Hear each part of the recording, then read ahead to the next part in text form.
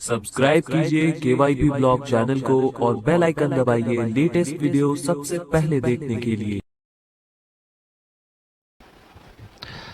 अब हम लोग जो है लास्ट जो हम लोग एग्जाम्पल्स देख रहे थे वो उसमें हम लोगों ने जर्नल बनाना सीख लिया है।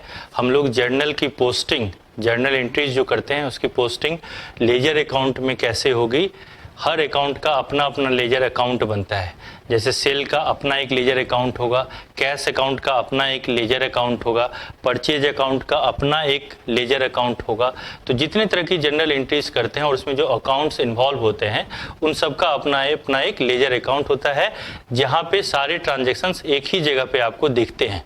बट हमें जर्नल एंट्री पहले पास करनी पड़ती है और उस जर्नल एंट्री की पोस्टिंग हम अलग अलग लेजर अकाउंट में करते हैं। तो वो मैंने आप लोगों को लेजर अकाउंट क्या होता है वो बताया। फिर जब आपके पीरियड के अंत में, जब आपका एक पीरियड खत्म हो जाता है तो आप क्या करते हैं, उस लेजर अकाउंट को बैलेंस करते हैं। अब उसका डेबिट बैलेंस है या क्रेडिट बैलेंस है, ये इस पर निर्भर करता है कि किस साइड ज़्यादा है, डेबिट साइड में ज़्यादा है या क्रेडिट साइड में ज़्यादा है। अगर लेजर अकाउंट के डेबिट साइड में ज़्यादा है तो हम लोग ये बोलेंगे इस अकाउंट का डेबिट बैलेंस है, और अगर उस अकाउंट की क्रेडिट साइड में ज़्यादा है तो बोलेंगे क्रेडिट बैलेंस है। और जितना ज़्यादा होता है, सपोज डेबिट साइड में ज़्यादा है तो जितना ज़्यादा है उतना हम लोग क्रेडिट साइड में लिख के बैलेंस कर देते हैं। बैलेंस करने के लिए कहाँ जाना होगा, उल्टे साइड में जाना होगा। सपोज अगर कैश का डेबिट बैलेंस है, कैश अकाउंट ज़्यादा है क्रेडिट बैलेंस से, तो कैश का डेबिट बैलेंस है। अब अगर मैच करने के लिए आपको क्या करना होगा, उसके क्रेडिट साइड में जाके जितने से ज्यादा है उसको बाय बैलेंस ब्राउट डाउन करके हम लोग दोनों को मैच करा देते हैं। तो अगर डेबिट बैलेंस है तो क्रेडिट साइड में ब्राउट डाउन करना होगा, और अगर क्रेडिट बैलेंस है तो डेबिट साइड में ब्राउट डाउन करना होगा। फिर अगले ही पीरियड के स्टार्टिंग में जितना बैलेंस आपने ब्राउट डाउन किया है उसको फिर उसके उल्टे साइड, यानी कि अगर डेबिट बैलेंस है तो डेबिट साइड में उतना बैलेंस को फिर कैरी डाउन कर देना होगा कि इतने से ज़्यादा था वो उसका ज़्यादा दिखना स्टार्ट हो जाए। इसी को बैलेंसिंग बोलते हैं, यही लेजर है। अभी जो मैंने आपको लास्ट सेशन में या जो लास्ट मॉड्यूल था या लास्ट एग्जाम्पल था उसमें जो आपको लेजर का बैलेंसिंग दिखाया, और लेजर जो दिखाया कि इस तरह का होता है, लेजर मैंने आप लोगों को दिखाया कि लेजर जो है इस तरह का होता है, जिसमें कि सबसे पहले डेट का कॉलम होता है, फिर पर्टिकुलर्स का कॉलम होता है, फिर अमाउंट का कॉलम होता है, ये डेबिट साइड हो गया, और फिर एक डेट का कॉलम होता है, फिर एक पर्टिकुलर्स का कॉलम होता है और एक अमाउंट का कॉलम हो गया। ये आपका डेट का कॉलम है, ये आपका डेट का कॉलम है, ये आपका पर्टिकुलर्स का कॉलम है, और ये अमाउंट का कॉलम है, ये डेबिट साइड से। अब ये क्रेडिट साइड है, फिर इसमें क्रेडिट साइड का ये डेट का कॉलम है, ये पर्टिकुलर्स का कॉलम है, और ये अमाउंट का कॉलम है। ये हमारा एक लेजर, सपोज ये फर्नीचर अकाउंट है, फर्नीचर अकाउंट है, उसका लेजर ऐसा दिखेगा। और इसके बाद हम लोग इसकी बैलेंसिंग करते हैं। बट जब आप कंप्यूटराइज अकाउंटिंग में आएंगे, जब आप टैली सीख रहे होंगे, जो आजकल का कंप्यूटर के थ्रू हम लोग जो अकाउंट बनाते हैं, तो उसमें लेजर आपको इस तरह से नहीं दिखेगा। घबराना नहीं है, लेजर आपको इस तरह से नहीं दिखेगा। उस केस में थोड़ा इस तरह से दिखेगा। सपोज ये फर्नीचर अकाउंट है, सपोज आपने फर्नीचर अकाउंट खोला हुआ है, ठीक है, तो एक साइड में डेट रहेगी सारी, जब जब जो डेट में हुआ है, और suppose furniture account debit to cash account, ये लेजर में ये वाली पोस्टिंग थी, तो आपको यहाँ पे ऐसे ही दिखेगा, furniture account debit to cash account 20,000। Suppose आपने फर्नीचर अकाउंट को बेचा होगा, बाद में कुछ किया होगा उसका, तो बाय कैश लिखा होगा, तो फर्नीचर अकाउंट फिर जो है क्रेडिट हुआ है, तो यहाँ पे फिर जो है बाय कैश अकाउंट करके यहाँ पे फिर आपको वो 20,000 रुपया वो यहाँ पे दिखेगा। यहाँ पे डेबिट साइड होगा और यहाँ पे क्रेडिट साइड होगा, यहाँ पे 20,000 होगा। और आपको बैलेंस करने के लिए फिर ये जैसे मान लीजिए यहाँ पे टोटल जो बैलेंस है और इसमें जो बैलेंस है वो balance brought down carry down हो जाएगा, ऐसा दिखेगा। अभी आप लोगों के लिए ये चीज़ इंपॉर्टेंट नहीं है, ये मैंने जस्ट आपको इसलिए के बताया है कि कल को जब आप टैली की क्लास कर रहे हो और आप लेजर अकाउंट को देखें कि मेरा लेजर अकाउंट कैसा दिखता है, तो ऐसा नहीं दिखेगा तो घबराना नहीं है, ऐसा दिखेगा, ठीक है। बट मैनुअल अकाउंटिंग जो हम लोग करते हैं या जो पढ़ाई लिखाई जो करते हैं उसमें लेजर हमें इसी तरह से सिखाया जाता है, बैलेंसिंग कैसे करते हैं इसी तरह से सिखाया जाता है। टैली आ जाने के बाद या कंप्यूटराइज अकाउंटिंग आ जाने के बाद थोड़ा सा जो फॉर्मेट्स है वो थोड़े से चेंज हो जाते हैं, वो आपके बेटरमेंट के लिए ही होते हैं, वो उससे ज़्यादा अच्छा ही होता है। लेजर अकाउंट जब हम लोग सीख गए, जर्नल तो हम पहले से जानते ही थे, तो एक अगला जो टॉपिक आता है अकाउंट्स में वो आता है कैश बुक का, कि आपको कैश बुक बनाना आता है कि नहीं। कैश बुक और कैश अकाउंट का जो लेजर बनाते हैं दोनों में कोई अंतर नहीं है। अभी जो लास्ट सेशन में हम लोगों ने कैश अकाउंट जो बनाया था बेसिकली वही हमारा कैश बुक था। उस कैश बुक और कैश अकाउंट में कोई अंतर नहीं है। बुक इसलिए के बोलते हैं, कैश अकाउंट नहीं बोल के cash book word use, furniture book नहीं होता है, परचेज कब बनाते हैं उसको सब्सिडरी बुक बनाते हैं, बट छोटे मोटे अकाउंट का बुक नहीं बनता है। कैश बुक इसलिए के बोलते हैं कि बहुत ज़्यादा उसमें एंट्री हो जाती है, 1-2 पेज का नहीं होगा, 10, 15, 20, 30, 40 पेज का आपका, क्योंकि कैश में बहुत ज़्यादा ट्रांजेक्शन हम लोग करते हैं तो वो मोटा हो जाता है, इसलिए कि पुराने ज़माने से कैश बुक बोला जाता है। तो कैश बुक और कैश अकाउंट में हमारे पर्पस के लिए कोई अंतर नहीं है। तो दूसरा एक चीज़ जो मैं आपको बताऊं, कैश का बैलेंस कभी निगेटिव नहीं हो सकता है। आपको आपके पिताजी ने 100 रुपए दिए, क्या आप बिना किसी से कर्ज लिए हुए, आपके पास 100 रुपया नगद है, आप क्या 110 रुपया खर्च कर पाएंगे? नहीं कर पाएंगे। क्यों? क्योंकि कैश 100 रुपया है तो निकलेगा ही 100 रुपया, 110 रुपया नहीं निकल जाएगा। तो कैश का अगर आया है 100 रुपया, यानी कि कैश का डेबिट बैलेंस अगर 100 रुपया है, तो जब निकलेगा क्रेडिट साइड में तो 20 निकलेगा, 40 निकलेगा, 30 निकलेगा और फिर फाइनली 10 निकलेगा। 20, 40, 20, 60, 30, 90, 10, 100, 10 निकलेगा, 15 नहीं निकल पाएगा। इसलिए कि कैश का बैलेंस जब भी आप देखेंगे या तो जीरो होगा या कैश का पॉजिटिव बैलेंस होगा या डेबिट बैलेंस होगा। कैश के संदर्भ में डेबिट बैलेंस मतलब कैश का पॉजिटिव बैलेंस है, कैश है आपके पास। अब हम लोग एक कैश बुक डिस्कस करते हैं, एग्जाम्पल भी दिया हुआ है। कैश बुक में बेसिकली जो पहले मैनुअल अकाउंटिंग में बनता था, जो अब कंप्यूटराइज अकाउंटिंग में नहीं होता है, इसीलिए कि ये चैलेंज है मेरे लिए कि मैं आपको वो बताऊं या ना बताऊं। जैसे जो कैश बुक होता है, कैश बुक जो है 3 तरह का होता है। ये बस आप लोग इसको समझिए, सुनिए, इस पे बहुत ज्यादा रिसर्च करने की आवश्यकता आपको नहीं है। मैं कैश बुक का, लेकिन कैश बुक कैसे लिखा जाता है एक एग्जांपल मैं आपको करके दिखाऊंगा। कैश बुक या तो सिंगल कॉलम होगा, कैश बुक या तो सिंगल कॉलम होगा या डबल कॉलम होगा या ट्रिपल कॉलम कैश बुक बोलते हैं, triple column cash book.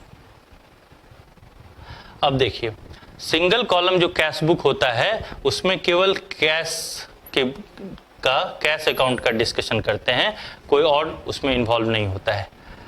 Double column cash book में कैश को भी रिकॉर्ड करते हैं और डिस्काउंट अकाउंट को भी हम लोग रिकॉर्ड करते हैं, डिस्काउंट अलाउड या discount receipt. Triple column cash book में कैश अकाउंट भी आता है, बैंक अकाउंट भी आपका आ जाता है और डिस्काउंट अकाउंट भी आता है। ये ट्रिपल कॉलम कैश बुक है। ये कैश बुक का पहले इस तरह से रिकॉर्ड किया जाता था। टैली के अंदर कैश का अलग लेजर होता है, बैंक अकाउंट का अलग लेजर होगा। आप जब बैंक का खोलेंगे तो केवल आपको बैंक का सारा उसमें ट्रांजैक्शन एक जगह दिखेगा, तो वहां पे मैच नहीं होता है कैश और बैंक, मतलब कैश बुक के अंदर बैंक बुक नहीं बनता है, बैंक का अलग अकाउंट होगा, आपका SBI का हो, PNB का हो, ये हो। तो मैनुअल अकाउंटिंग में कैश और बैंक का एक साथ बुक बनाते थे, पहले बनाते थे। तो अब ये सब चीजें थोड़ी इररिलेवेंट हो गई हैं, बट जानकारी के लिए हम लोग जो है एक कैश बुक बनाएंगे। जिस तरह से कैश अकाउंट बनता है उसी तरह से कैश बुक और कैश अकाउंट में कोई अंतर नहीं है। एक बार आपका प्रैक्टिस फिर से हो जाएगा कि लेजर, चूंकि मैंने बताया कि कैश बुक और कैश अकाउंट में कोई अंतर नहीं है, तो जब कैश अकाउंट बना रहे हैं मतलब कैश का लेजर बना रहे हैं, तो आपकी लेजर पे भी प्रैक्टिस जो है वो थोड़ी सी इंप्रूव हो जाएगी। तो हम लोग एक कैश बुक का एग्जाम्पल अभी देखेंगे। ये एक तरह का लेजर ही है। पेज नंबर 38, इलस्ट्रेशन नंबर 3 लिखा हुआ है, record the following transactions in cash book of mister Mohanlal Singh. Mohanlal Singh के कैश बुक में आप ये सब ट्रांजेक्शन रिकॉर्ड कीजिए, ये दिया हुआ है। तो इसको हमें बनाना है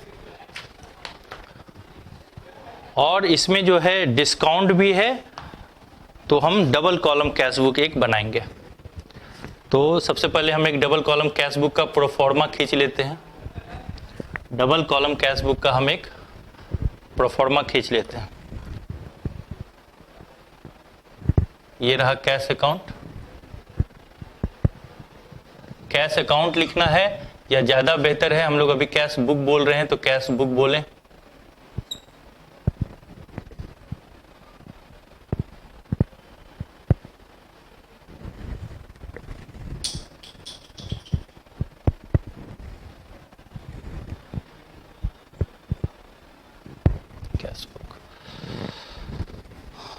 कैश बुक मैंने बताया कि कैश अकाउंट ही होता है, तो एक तरह का ये लेजर ही है।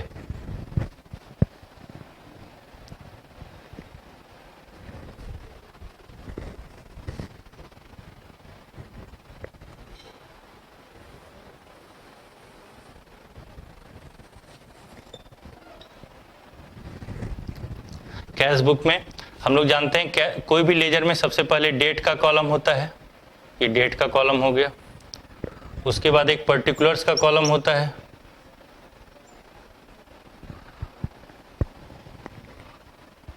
उसके बाद एक अमाउंट का कॉलम होता है, तो कैश अमाउंट, और एक चूंकि ये डबल कॉलम कैश बुक है तो एक डिस्काउंट का भी लेजर होगा। ये हो गया आपका डेबिट साइड।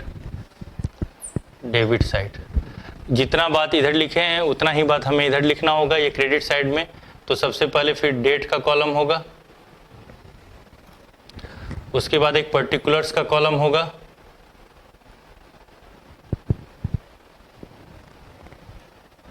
उसके बाद एक कैश अमाउंट का।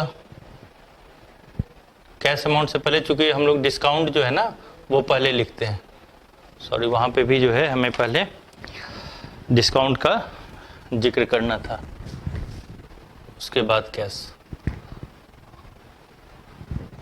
Date, particulars, discount, double column cash book है इसलिए कि डिस्काउंट का भी कॉलम आया और ये अमाउंट का कॉलम हो गया।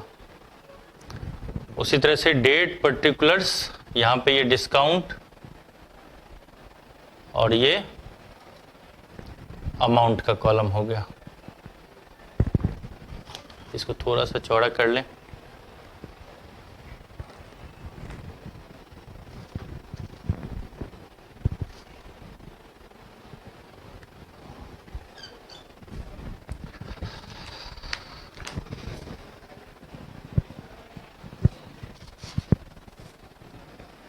ये डेबिट साइड था, ये क्रेडिट साइड हो गया। ये आपका एक कैश बुक इस तरह से, कैश लेजर भी इसी तरह का दिखता है, कैश अकाउंट भी इसी तरह का दिखता है। अब इसमें देखिए सबसे पहला है अप्रैल 1 Mohanlal commenced business with cash rupees 1 lakh.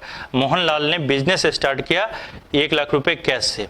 तो मोहनलाल ने बिजनेस स्टार्ट किया, तो मोहनलाल के बिजनेस और मोहनलाल में अंतर है।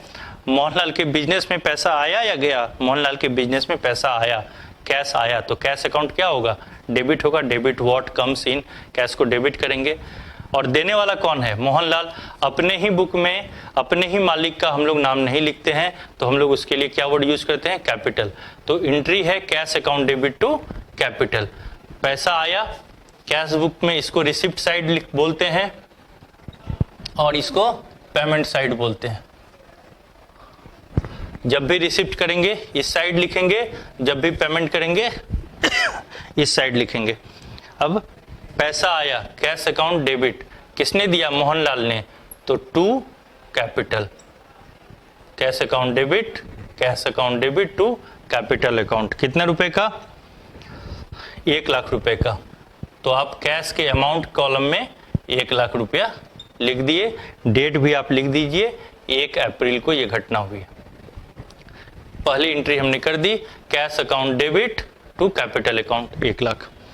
दूसरा है bought goods for cash rupees 65,700। Goods purchase किया है कैश में 65,700। तो परचेज किया है, आपका पैसा आया या गया? पैसा आपका निकला, आपने सामान परचेज किया है तो पैसा निकला, पेमेंट किया है आपने। बाउट गुड्स फॉर कैश 65,700 आपने परचेज किया है, बाय किया है, बाउट किया है गुड्स 65,700 का, तो पेमेंट किया है 65,700 का। तो कैश अकाउंट क्रेडिट होगा, डेबिट क्या होगा? Purchase account. तो by purchase account, cash account credit by purchase account. कितने से? 65,700 से। 65,700 का आपने परचेज किया है, कैश आपका 65,700 निकला, उसकी भी एंट्री आपने, उसकी भी पोस्टिंग कर दी है। कितने तारीख को? ये हुआ है 2 अप्रैल को। देख लीजिए, लेजर में इसी तरह से पोस्टिंग होती है। आपकी 2 एंट्री थी। पहली एंट्री थी cash account debit to capital account 1 lakh, आपने पोस्टिंग कर दी उसकी, cash account debit to capital account 1 lakh. Capital account में, कैपिटल अकाउंट के लेजर में इसकी पोस्टिंग होगी तो capital account credit by cash account 1 lakh. दूसरी एंट्री आपने की purchase account debit to cash account, आपने कैश परचेज किया, एंट्री क्या होगी? Purchase account debit to cash account 65,700। अब इसकी पोस्टिंग करनी है तो purchase account debit to cash account credit हो रहा है तो cash account credit by purchase account 65,700। आपका 65,700 रुपया निकला। वैसे भी ये पेमेंट साइड है।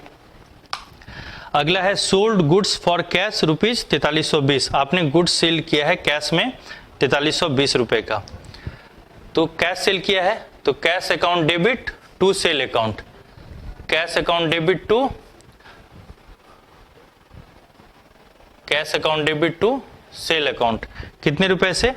4320 रुपए से। कितने तारीख को ये किया है? ये आपने किया है 3/4 को।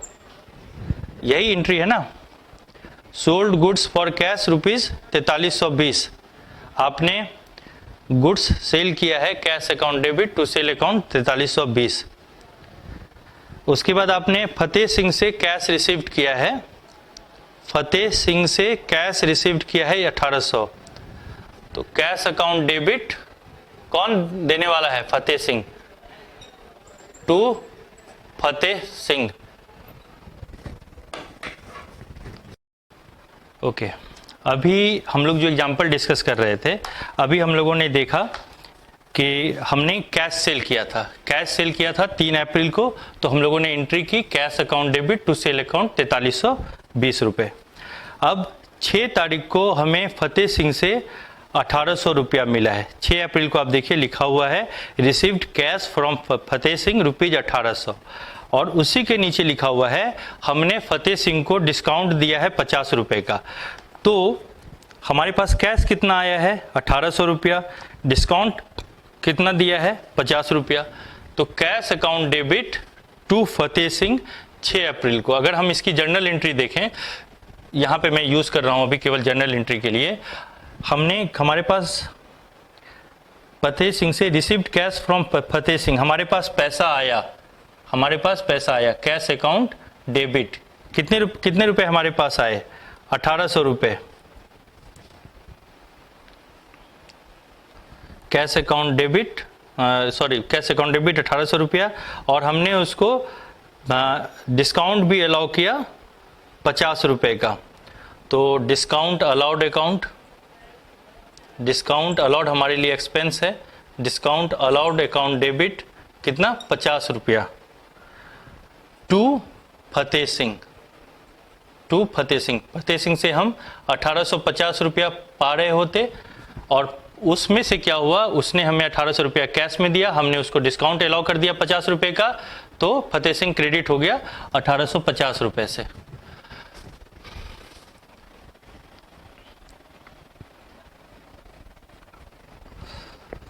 तो हम लोग एंट्री करेंगे cash account debit to Fateh Singh discount के कॉलम में लिखेंगे हम लोग 50 रुपये और कैश आया हमारे पास 1800 रुपया। यही एंट्री थी। Cash account debit to Fateh Singh, cash account debit 1800 रुपये से हो रहा था, डिस्काउंट अलॉट 50 से डेबिट हो रहा था। अब देखिए डिस्काउंट जो है वो भी डेबिट हो रहा है 50 रुपये से, कैश अकाउंट डेबिट हो रहा है 1800 रुपये से, और फतेह सिंह जो क्रेडिट हो रहा है वो टोटल 1850 रुपये से क्रेडिट हो रहा है। इसके बाद है 9 अप्रैल को आप देखिए, पेड कैश टू सुगन चंद 19,500। हमने सुगन चंद को कैश पेमेंट किया 19,500, हमारे पास से कैश निकला, और सुगन चंद ने हमें डिस्काउंट भी अलाउ किया 500 रुपये का। इसका ये मतलब है कि हमको टोटल सुगन चंद को 20,000 रुपये देने थे। हमें सुगन चंद को टोटल 20,000 रुपये देने थे, जिसमें से कि हमने सुगन चंद को 19,500 कैश में दिया और 5,000 का डिस्काउंट रिसीव किया। तो सुगन चंद की लायबिलिटी जो हमारे ऊपर थी वह थी 20,000 रुपये की। तो पहले मैं यहाँ पे जर्नल एंट्री आपको इसका दिखाता हूँ। सुगन चंद को हमने पैसा दिया, सुगन चंद को हमने पैसा दिया, सुगन चंद रिसीवर है, सुगन चंद अकाउंट डेबिट 20,000 रुपये से।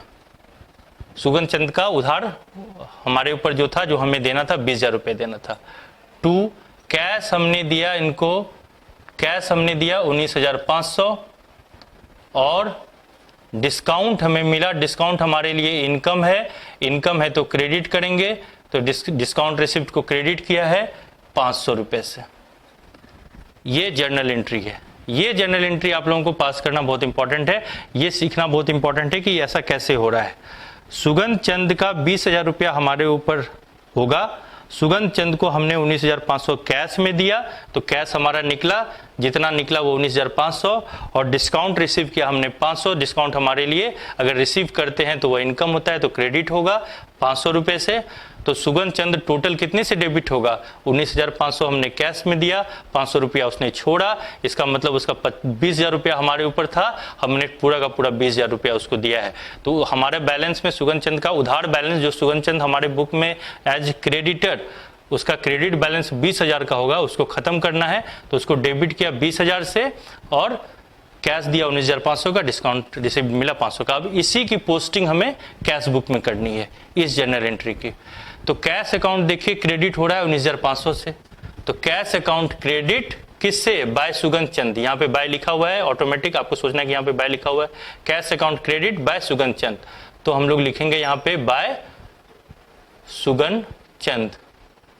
सुगन चंद को कितना रुपया पेमेंट किया? हमारा पैसा निकला है, ये पेमेंट साइड है, पैसा निकला है, इसलिए कि कैश अकाउंट क्रेडिट हो रहा है। कैश अकाउंट क्रेडिट 19,500, और डिस्काउंट के कॉलम में डिस्काउंट कितना रिसीव हुआ है?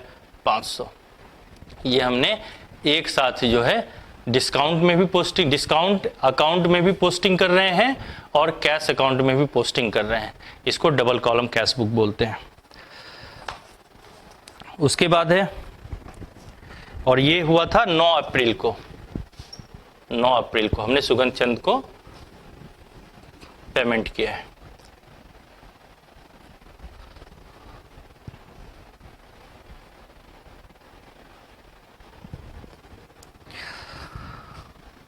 उसके बाद है ऑफिस फर्नीचर के लिए 12 अप्रैल को हम लोगों ने पेमेंट किया 5,680। तो पैसा हमारा आया या गया? पैसा हमारा गया। हमारे पास क्या आया? फर्नीचर आया। एंट्री क्या हुई होगी? Office furniture account debit to cash account. Office furniture account debit to cash account, हमारा कैश निकला होगा कितने रुपए से? 5,680 से। ये जर्नल एंट्री है। अब इसी की हमें पोस्टिंग करनी है। तो कैश अकाउंट क्रेडिट हो रहा है, कैश अकाउंट क्रेडिट किससे? By office furniture account. तो हमने जो है 12 अप्रैल को, देखिए 12 अप्रैल को ऑफिस फर्नीचर परचेज किया था, तो पेमेंट साइड में लिखेंगे बाय ऑफिस फर्नीचर। हमारा कैश निकला किसके कारण? ऑफिस फर्नीचर के कारण, वो हमारे पास आया, ऑफिस फर्नीचर आया, कैश निकला। तो कैश निकला बाय ऑफिस फर्नीचर अकाउंट कितने रुपए से? 5,680 से। ये हमने इस एंट्री की भी पोस्टिंग कर दी कैश बुक में। उसके बाद है sold goods for cash rupees 7810। हमने गुड्स सेल किया कैश में 7810 में, तो हमारे पास कैश आया, कैश में सेल किया है। एंट्री क्या होगी? Cash account debit, debit what comes in, cash आता है तो डेबिट करते हैं, to sale account, cash account debit, goods sale किया है इसलिए कि सेल वर्ड यूज होगा, cash account debit to sale account, कितने रुपए से, 7810 रुपए से। तो कुछ नहीं है, कैश अकाउंट डेबिट हो रहा है मतलब पैसा आ रहा है, रिसिप्ट साइड में एंट्री होगी, cash account debit, cash account debit to sale account, तो टू सेल अकाउंट 7810। ये कितनी तारीख को ये एंट्री हो रही है, ये एंट्री हो रही है 18 मार्च को। उसके बाद है रिसीव्ड कैश फ्रॉम सुब्रमण्यम 9870, हमें सुब्रमण्यम से 23 अप्रैल को 9870 रुपये मिले और हमने उसको डिस्काउंट दिया है 120 रुपये का। इसका मतलब है सुब्रमण्यम से हमें कितना पैसा पाना था, सुब्रमण्यम से हमें 9870 उसने कैश में दिया है और 120 का हमने डिस्काउंट अलाउ किया है, मतलब 9990 रुपये का हमें सुब्रमण्यम को हमें देना था, बट सुब्रमण्यम ने 9870 दिए और हमने उसको डिस्काउंट अलाउ कर दिया। तो एंट्री क्या होगी, इसकी एंट्री होगी, हमारे पास पैसा आया है तो कैश अकाउंट डेबिट, पैसा आएगा तो हमेशा कैश को डेबिट करेंगे, डेबिट व्हाट कम्स इन, इसलिए कि कैश को डेबिट करना होगा, कैश अकाउंट डेबिट, कितने रुपए का कैश आया है, 9870 रुपए का, डिस्काउंट कितने का अलाउ किया है उसको, तो डिस्काउंट अलाउ किया है इसका मतलब एक्सपेंस है, डिस्काउंट अलाउ किया है जिसका मतलब वो हमारा एक्सपेंस है, एक्सपेंस को हम लोग डेबिट करते हैं, नॉमिनल अकाउंट का फॉर्मूला है debit all expense and losses, तो डिस्काउंट अलाउ किया है तो डिस्काउंट क्या होगा हमारा, डिस्काउंट अलाउड अकाउंट डेबिट, कितने रुपए से, 120 रुपए से, और जितना का डेबिट है उतने का क्रेडिट होगा सुब्रमण्यम से, कैश हमारे, who is the giver, Subramaniam is the giver, cash किसने दिया है, सुब्रमण्यम ने दिया है, तो सुब्रमण्यम को क्या होगा, सुब्रमण्यम, सुब्रमन, वो 9990 रुपए से सुब्रमण्यम क्रेडिट होगा। तो अब देखिए इसी की पोस्टिंग करेंगे, cash account debit, cash account debit, cash account debit to Subramanyam account, Subraman account, cash account debit to Subramanyam account, कितने से, कैश कितना आया है, कैश के कॉलम में कैश जितना आया है उतना ही लिखेंगे, डिस्काउंट के कॉलम में डिस्काउंट अलाउ कितना किया है, 120 रुपया। इसका मतलब आप ये देखिए कैश बुक में ये डिस्काउंट अलाउ का कॉलम है और ये डिस्काउंट रिसीव्ड का कॉलम है,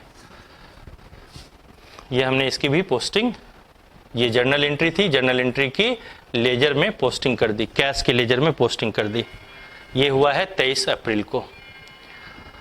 27 अप्रैल को देखिए पेड फॉर एडवर्टाइजिंग ₹500, एडवर्टाइजमेंट हमारे लिए एक्सपेंस है, हम लोग बिजनेस में अगर एक्सपेंस करते हैं तो उसको डेबिट करते हैं, तो advertisement account debit, advertisement expenses लिख दीजिए ज़्यादा सही लगेगा, advertisement expenses account debit, advertisement हमारे लिए खर्च है, सबसे पहले जर्नल एंट्री पास कर रहे हैं, एडवर्टाइजमेंट एक्सपेंसेस 500 रुपये का पे किए हैं, कैश में पेमेंट किए हैं, तो एक तो एक्सपेंस है तो डेबिट होगा, इसमें दो अकाउंट इन्वॉल्व है, एडवर्टीजमेंट एक्सपेंसेस और दूसरा अकाउंट इन्वॉल्व है कैश का अकाउंट।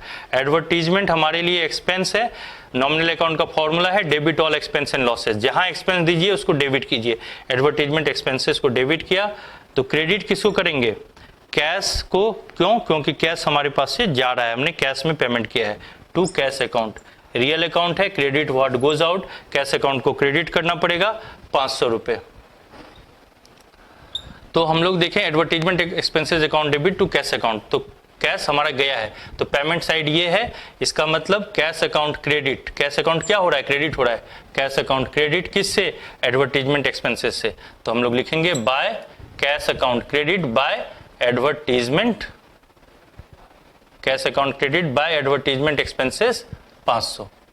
तो ये आप देखिए ये हम लोग जो है इसकी पोस्टिंग जर्नल एंट्री है और जर्नल एंट्री के उसके रेस्पेक्टिव कैश लेजर में हम लोग इसकी पोस्टिंग करते जा रहे हैं। इसके बाद है cash paid to Asia trading company 20,300, discount received 250 रुपया। एशिया ट्रेडिंग कंपनी को हमने कैश पेमेंट किया है 20,300 रुपया और उनसे डिस्काउंट भी मिला है 250 रुपये का। इसका मतलब एशिया ट्रेडिंग कंपनी को हमें कितना रुपया देना था? एशिया ट्रेडिंग कंपनी हमारा क्रेडिटर रहा होगा, उसका क्रेडिट बैलेंस रहा होगा। अब एशिया ट्रेडिंग कंपनी को हम पेमेंट कर रहे हैं, हमने उसको 20,300 रुपया कैश में पेमेंट किया है और ये भी बोल रहे हैं कि हम उससे 250 रुपया डिस्काउंट भी मिला है। तो टोटल कितनी की लायबिलिटी हमने उसकी खत्म कर दी? टोटल लायबिलिटी हमने उसकी खत्म की 20,300 प्लस 250, मतलब 20,550 रुपए की लायबिलिटी रही होगी एशिया ट्रेडिंग कंपनी को। हमें देना होता, एशिया ट्रेडिंग कंपनी को हम देते 20,550 रुपया, जिसमें कि 250 रुपया का उन्होंने हमें छूट दे दिया, यानी कि डिस्काउंट मिला, और हमने कैश में उनको 20,300 रुपया ही दिया। तो हमने डिस्काउंट रिसीव किया। डिस्काउंट रिसीव्ड हमारे लिए क्या है? इनकम है या एक्सपेंस है? इनकम है, तो डिस्काउंट रिसीव्ड क्रेडिट होगा। उसके बाद कैश जा रहा है हमारे यहाँ से 20,300, कैश रियल अकाउंट है, अगर वो जाएगा तो क्या होगा? क्रेडिट होगा। तो कैश भी क्रेडिट होगा, डिस्काउंट रिसीव्ड भी क्रेडिट होगा। तो डेबिट क्या होगा? जो पैसा रिसीव कर रहा है, debit the receiver. Asia trading company personal account है, एशिया ट्रेडिंग कंपनी डेबिट होगा। तो जर्नल एंट्री क्या पास करेंगे? सबसे पहले अगर आप जर्नल एंट्री में एक्सपर्ट हो जाएंगे तो ये सब चीजें आपको दिक्कत नहीं आएंगी। Asia trading company account debit कितने रुपए से? टोटल 20,550 से। आपका 20,550 रुपए उसको देने थे, उसका क्रेडिट बैलेंस था। पूरे के पूरे खत्म करने के लिए उतने ही अमाउंट से आपको डेबिट करना होगा कि Asia trading company account debit 20,550 to, आपने कैश पेमेंट किया है तो टू कैश अकाउंट, कैश हमारा गया है 20,300, और लिखेंगे to discount received, to discount received 250 रुपया। ये हमारी एंट्री कंप्लीट हो गई। अब इसी एंट्री का हम लोग पोस्टिंग करेंगे कैश अकाउंट में। कैश अकाउंट में हमारा क्या है? कैश अकाउंट क्रेडिट हो रहा है, कैश अकाउंट 2 है, यानी कि कैश हमारा जा रहा है। पेमेंट साइड में एंट्री होगी, हमारा कैश निकला है 20,300। तो हम लोग क्या करेंगे? इसके एंट्री को जब रिकॉर्ड करेंगे तो cash account credit, cash account credit किससे? एशिया ट्रेडिंग कंपनी से, या पेमेंट साइड में हमने एशिया ट्रेडिंग कंपनी को पेमेंट किया है तो बाय एशिया ट्रेडिंग कंपनी। कितना रुपया हमने पेमेंट किया है? 20,300। तो कैश के कॉलम में 20,300 लिखेंगे। डिस्काउंट कितना मिला है? 250, तो वो यहां पे लिख देंगे डिस्काउंट। ये डिस्काउंट रिसिप्ट का कॉलम है, ये डिस्काउंट अलाउड का कॉलम है। इसके बाद है कैश सेल किया है आपने 1280 रुपए का। ये कुछ नहीं है, कैश सेल में आप जानते हैं आपके पास कैश आया, debit what comes in, cash को डेबिट कीजिएगा और सेल को क्रेडिट कीजिएगा, बिकॉज सेल आपके लिए इनकम है, नॉमिनल अकाउंट है। Debit what comes in, cash account debit होगा, credit all incomes and gains, तो सेल अकाउंट चूंकि इनकम है तो क्रेडिट होगा। तो आपने कैश सेल किया है 1280 का, एंट्री क्या होगी? Cash account debit to sale account. तो cash account debit to sale account, बस एंट्री को पढ़ दीजिए तो पोस्टिंग हो जाती है। Cash account debit to sale account, कितने रुपए से कितना रुपया कैश आया? 1280 रुपया, और ये एंट्री हुई है 30 तारीख को, और एशिया ट्रेडिंग वाला हम लोगों ने 28 तारीख को, 28/4 को पेमेंट किया। अब लास्ट एंट्री है cash received from Fateh Singh 2850। Fateh Singh से आपको कैश आया 2850। आपको कैश आया तो कैश तो डेबिट होगा, debit what comes in, cash account debit होगा 2850 से, इतना तो हमें समझ में आ गया। और फतेह सिंह देने वाला है तो Fateh Singh debit the receiver, credit the giver, तो फतेह सिंह को क्रेडिट करना होगा। पहली बात तो ये। डिस्काउंट अलाउड टू हिम 100 रुपया, हमने उसको डिस्काउंट अलाउ भी कर दिया 100 रुपये का। इसका मतलब हमारा एक्सपेंस भी हो, डिस्काउंट अलाउड हमारे लिए एक्सपेंस है। इसका ये मतलब है कैश में 2850 आया, डिस्काउंट उसको अलाउ किया था 100 रुपया, इसका मतलब टोटल हमको आना चाहिए था 2850 रुपया जो कैश में आया, प्लस 100 रुपया जो हमने डिस्काउंट अलाउ किया। टोटल हमारे पास 2950 रुपया 2950 आना चाहिए था, बट उसमें से कैश आया 2850 और हमने डिस्काउंट अलाउ कर दिया उसको 100 रुपया। अब इसकी एंट्री करनी है, तो सबसे पहले तो जर्नल एंट्री हम लोग पास करें। हमारे पास पैसा आया है तो debit what comes in, cash तो डेबिट होगा ही होगा, कैश अकाउंट डेबिट कितने रुपए से कैश आया है 2850 रुपया। डिस्काउंट अलाउ किया है हमने 100 रुपये का, अगर नहीं अलाउ करते तो हमारे पास 100 रुपया और आता, हमारे लिए घाटा हो गया, तो एक्सपेंस है तो डेबिट करेंगे। डिस्काउंट अलाउड क्या होगा? डेबिट होगा, डिस्काउंट अलाउड अकाउंट डेबिट कितने रुपए से? 100 रुपये से। और ये कैश किसने दिया आपको? फतेह सिंह ने। Debit the receiver, credit the giver. Fateh Singh का टोटल आपके पास जो है ना, वो आपके लिए डेटर था, फतेह सिंह से आपको पैसा लेने थे 2950 रुपया, तो उसका सेटलमेंट कर दिया आपने, तो फतेह सिंह को टोटल 2950 रुपए से ही क्रेडिट करना होगा, 2850 से नहीं कर सकते हैं। क्यों? क्योंकि 2850 तो उसने कैश में दिया और 100 रुपये का तो डिस्काउंट भी तो आपने ही दिया उसको, तो टोटल फतेह सिंह का जो लायबिलिटी खत्म हुआ, फतेह सिंह जो आपको पैसा देता 2950 रुपया, तो पूरा का पूरा 2950 रुपये से क्रेडिट होगा। वैसे भी हम लोगों ने बहुत चीजें डिस्कशन की है, डुअल एस्पेक्ट कॉन्सेप्ट में मैंने बताया है, जितना डेबिट होगा उतना ही क्रेडिट होगा। अब इसकी एंट्री करेंगे। कैश आया है आपके पास, 30 अप्रैल की ही घटना है, तो कैश बुक है, कैश बुक में cash account debit, cash receipt side है, कैश आया है तो ये रिसिप्ट साइड है, रिसिप्ट मतलब आना, कैश अकाउंट डेबिट, तो डेबिट साइड में करेंगे cash account debit to Fateh Singh, cash account debit to Fateh Singh, cash account debit to Fateh Singh. कितने रुपए से? कैश आया है 2850 और डिस्काउंट अलाउ कितना किया है? 100 रुपया। वैसे भी पढ़िए, discount allowed account debit to Fateh Singh, तो देखिए ये डिस्काउंट का भी लेजर है, discount allowed account debit to Fateh Singh, कितना रुपया? 100 रुपया। मैं फिर से बोलता हूं, discount allowed account debit to Fateh Singh, आपको इसको डिस्काउंट के लेजर में पोस्ट करना है। हम डबल कॉलम कैश बुक बनाए हैं, इसका मतलब डिस्काउंट का भी लेजर कैश के लेजर के साथ ही रखे हैं। अब discount allowed account debit to Fateh Singh, तो discount allowed account debit to Fateh Singh कितने रुपए से? 100 रुपए से। ये आपने उसकी भी एंट्री की पोस्टिंग कर दी। अब इसके बाद है salary paid in cash, salary paid in cash rupees 3150, आपने कैश में सैलरी पेमेंट किया है,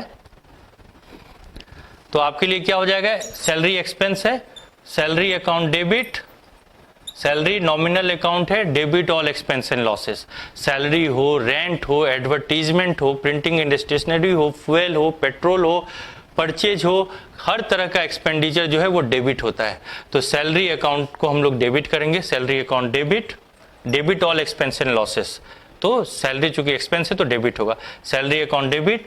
और हमारे पास से क्या गया है? हमारे पास से कैश गया है, salary account debit to cash, कितना रुपए का? 3150 रुपए। इसकी हम एक एंट्री करेंगे।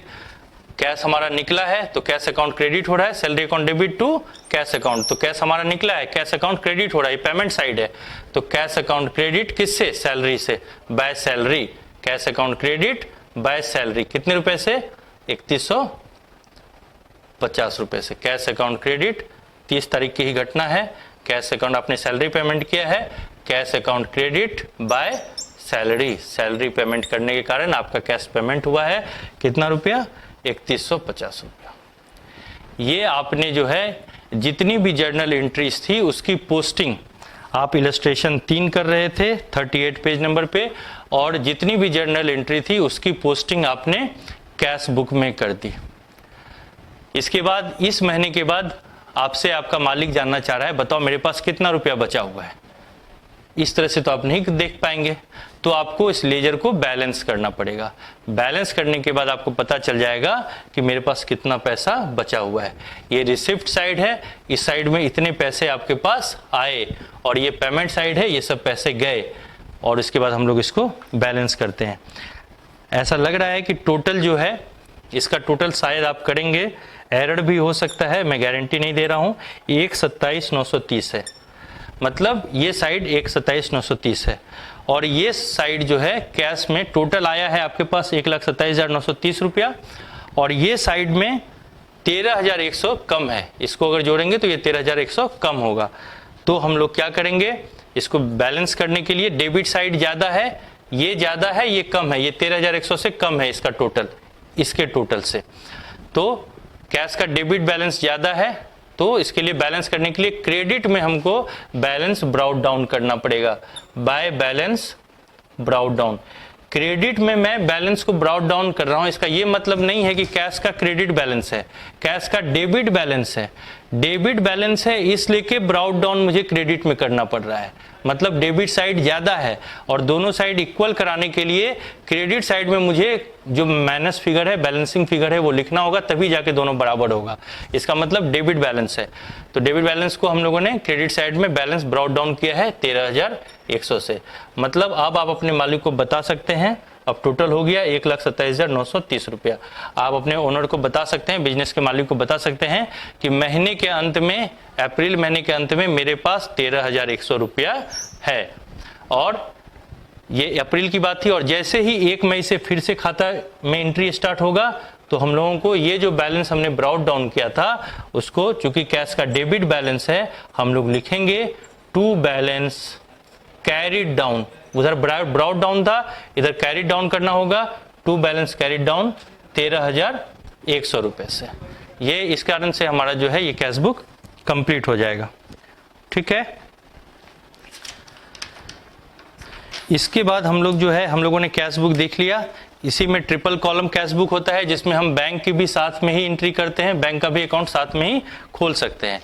लेकिन हमारा क्या है कि अभी कंप्यूटराइज अकाउंटिंग में बैंक के जो अकाउंट्स होते हैं वो अलग ही दिखते हैं, तो अब इसका उतना ज़्यादा रेलिवेंस नहीं है। इसके बाद एक कॉन्सेप्ट आता है ट्रायल बैलेंस का। ट्रायल बैलेंस क्या होता है? जैसे आप देखिए, ये कैश बुक है, कैश बुक है 1 अप्रैल को या 1 मई को या 30 अप्रैल को मैं ये पूछ रहा हूं कि कैश अकाउंट का फाइनल बैलेंस क्या है, तो हमारा आंसर होगा कैश अकाउंट का डेबिट बैलेंस है 13,100 का।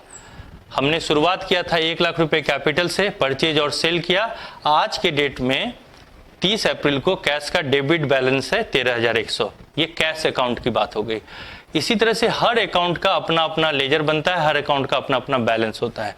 तो ट्रायल बैलेंस वो तरीका है जिसमें आप ये इंश्योर करते हैं, एक स्टेटमेंट होता है केवल, हर अकाउंट का, जितने भी अकाउंट आपने खोल के रखे हुए हैं, चाहे वो फर्नीचर का अकाउंट है, सेल का अकाउंट है, परचेज का अकाउंट है, कैश का अकाउंट है, राम का अकाउंट है, श्याम का अकाउंट है, फ्यूल का अकाउंट है, पेट्रोल का अकाउंट है, कुछ भी जो भी आप समझ रहे हैं, जितने अकाउंट है, हर अकाउंट का कौन सा बैलेंस है, कैपिटल अकाउंट है, डेबिट बैलेंस है या क्रेडिट बैलेंस है, और उसके बैलेंस को हम लोग नोट डाउन करते हैं, उसी को ट्रायल बैलेंस बोलते हैं।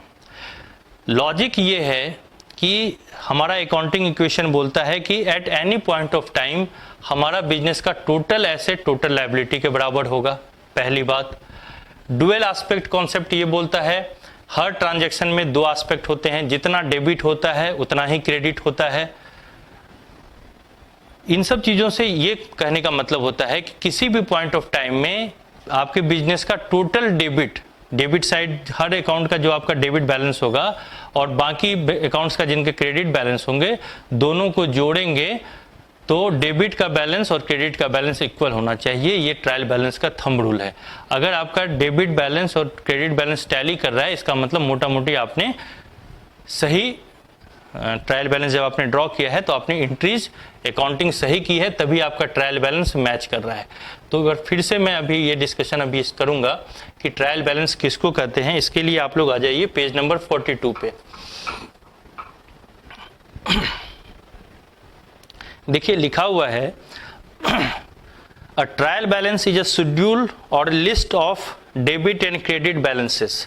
ट्रायल बैलेंस एक शेड्यूल होता है या लिस्ट होता है डेबिट और क्रेडिट बैलेंसेस का। बैलेंसेस जैसे अभी कैश अकाउंट का बैलेंस था 13,100, कौन सा बैलेंस था, डेबिट या क्रेडिट? कैश का डेबिट बैलेंस था, डेबिट साइड में ज्यादा था तो कैश का डेबिट बैलेंस था 13,100, उसी की बात हो रही है। Trial balance is a schedule. Trial balance एक शेड्यूल है या लिस्ट है किसका? डेबिट और क्रेडिट बैलेंस का, जो एक्सट्रैक्ट किया जाता है वेरियस अकाउंट से। आप जितना भी अकाउंट मेंटेन कर रहे हैं उसको बैलेंस कीजिए किसी पीरियड के अंत में, और उसका डेबिट बैलेंस है या क्रेडिट बैलेंस है वो लिखते चले जाइए।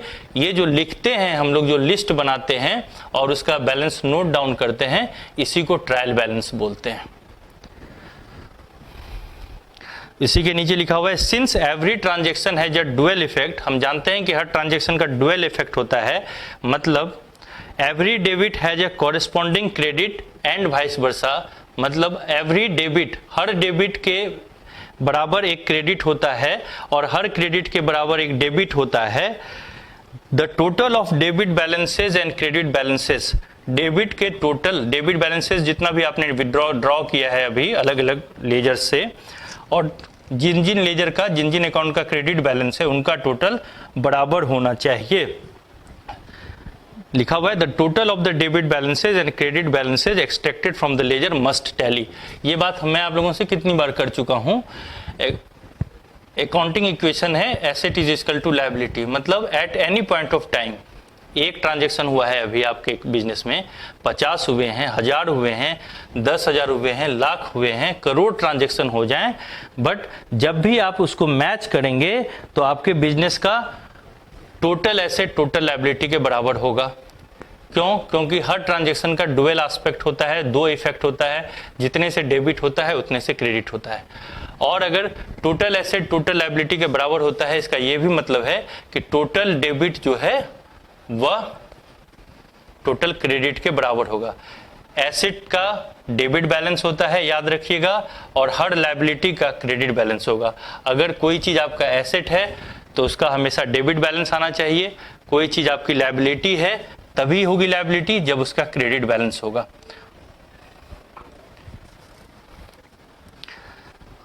ट्रायल बैलेंस को एक टेबुलर फॉर्म में बनाया जाता है। ट्रायल बैलेंस को अब वही मैं बताता हूं आपको। Trial balance is a statement prepared in A tabular form. कैसा होता है ट्रायल बैलेंस, मैं एक बार आपको दिखाता हूं। ट्रायल बैलेंस हो गया, इसमें हमेशा किसी दिन निकालते हैं, किसी भी दिन आप निकाल सकते हैं। तो सपोज हम 30 मार्च को निकाल रहे हैं या 31 मार्च को निकाल रहे हैं, ट्रायल बैलेंस एज ऑन 31 मार्च, ये लिखना पड़ता है किस दिन का ट्रायल बैलेंस है। ट्रायल बैलेंस एज ऑन 31 मार्च, इसमें बस ये टेबुलर फॉर्म में होता है। एक डेबिट का कॉलम होता है, डेबिट का, और एक क्रेडिट का कॉलम होता है। ये कॉलम होते हैं बैलेंस के, या आप लिख सकते हैं डेबिट बैलेंस वाले अमाउंट और क्रेडिट बैलेंस वाले अमाउंट। और इस साइड में आपके जो हैं, इस साइड में आपके अकाउंट के नाम लिखे थे, जैसे फर्नीचर अकाउंट, फर्नीचर अकाउंट, आप उसका डेबिट बैलेंस, फर्नीचर एसेट है उसका डेबिट बैलेंस होगा, सपोज 10,000 रुपया है। तो इसका ये मतलब हुआ कि 31 मार्च के दिन फर्नीचर अकाउंट का बैलेंस जो है डेबिट बैलेंस है। आपने लेजर बनाया होगा फर्नीचर अकाउंट का, उसको बैलेंस किया होगा, टैली कराया होगा दोनों साइड के, और देखा होगा कि डेबिट साइड में 10,000 रुपया ज्यादा है क्रेडिट साइड से, कि डेबिट साइड 10,000 से भारी है, 10,000 ज्यादा है, तो फर्नीचर अकाउंट का डेबिट बैलेंस हो गया 10,000 का। इसी तरह से हम लोग जो है जितने भी बैलेंसेज हैं उसको लिखते रहते हैं। सपोज कैश अकाउंट है, कैश अकाउंट का डेबिट बैलेंस है 50,000। सेल अकाउंट है, सेल अकाउंट का क्रेडिट बैलेंस होता है, सेल हमेशा क्रेडिट होता है, आप जानते हैं, तो उसका बैलेंस भी क्रेडिट होगा। सेल अकाउंट का क्रेडिट बैलेंस है मान लीजिए 2 लाख रुपया 31 मार्च के दिन, मतलब 31 मार्च के दिन आपने सेल अकाउंट को टैली किया, डेबिट साइड क्रेडिट साइड को जोड़ा, देखा कि क्रेडिट साइड डेबिट साइड से 2 लाख रुपए ज्यादा है, तो 2 लाख रुपया सेल अकाउंट का क्रेडिट बैलेंस हो गया। इसी को ट्रायल बैलेंस बोलते हैं। उसके बैलेंसेस को सब जगह रिकॉर्ड करते हैं, ये हमारा ट्रायल बैलेंस कहलाता है।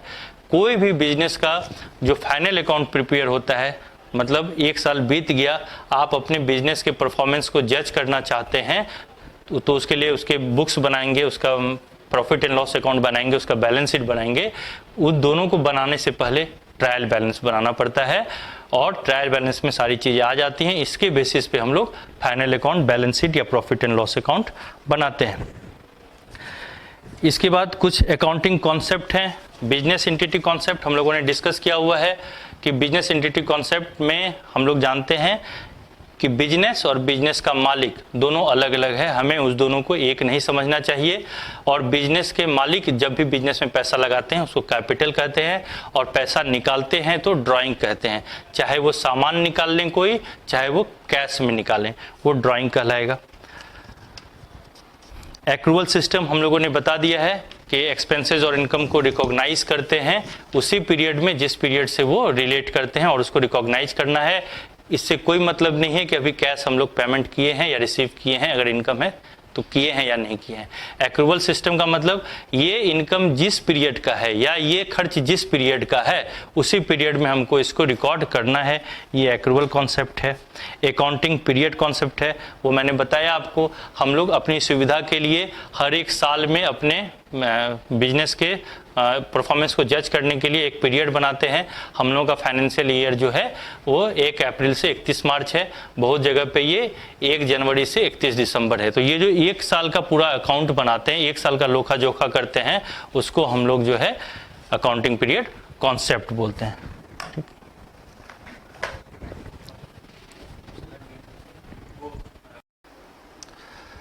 अभी जो हम लोग डिस्कस करने जा रहे हैं वो है बैंक रिकन्सिलिएशन स्टेटमेंट।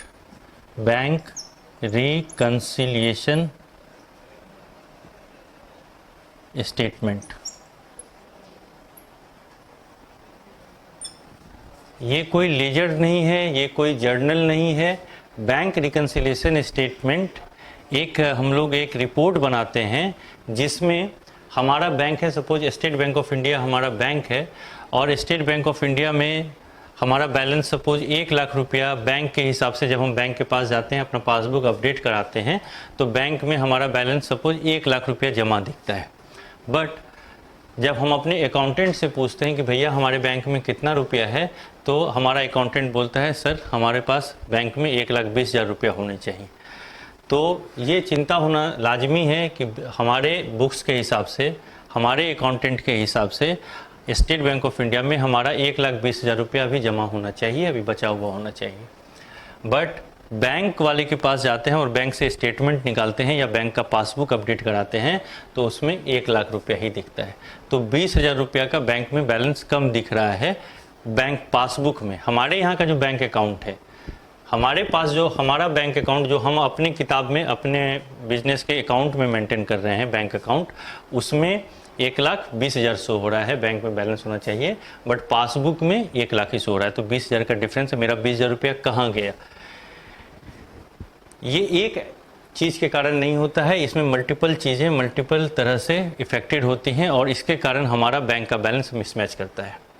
ऐसा भी हो सकता है कि हम अपने बैंक के पास गए तो बैंक में बैलेंस 1 लाख रुपया बताया पासबुक में, और हमारा अकाउंटेंट बोलता है कि सर हमारे पास, हमारे हिसाब से तो हमारे बुक्स के हिसाब से हमारे बैंक अकाउंट में केवल जो है 80,000 रुपये ही हैं। तो हमें ऐसा नहीं कि 20,000 रुपये का हमारे बैंक में ज़्यादा पैसा हो गया, बैंक में गए तो बैंक में 1 लाख रुपया बोल रहा है और हमारे यहाँ 80,000 रुपया ही हमारा अकाउंटेंट बोल रहा है। हमें खुश नहीं होना चाहिए कि हमारे पास बैंक में कहीं गलती से 20,000 रुपया किसी ने डाल दिया या ज़्यादा हो गया, ये सब चीज़ें नहीं होती हैं। इसका मतलब है कि कुछ ना कुछ एरर्स है या कोई ऐसी घटना है जो या तो बैंक के लेवल पे रिकॉर्ड नहीं हुई है हमारे पासबुक में या तो एंट्री नहीं हुई है, या हमारे अकाउंटेंट ने उस चीज़ की एंट्री नहीं की है। किसी न किसी के तरफ से कहीं ना कोई कमी रह गई है, कुछ हुआ है जिसके कारण बैंक का पासबुक और हमारे बुक्स का बैंक अकाउंट मैच नहीं कर रहा है। और इसको मैच कराने के लिए जो विवरणी हम बनाते हैं, जो स्टेटमेंट हम बनाते हैं, उसका नाम है बैंक रिकन्सिलिएशन स्टेटमेंट।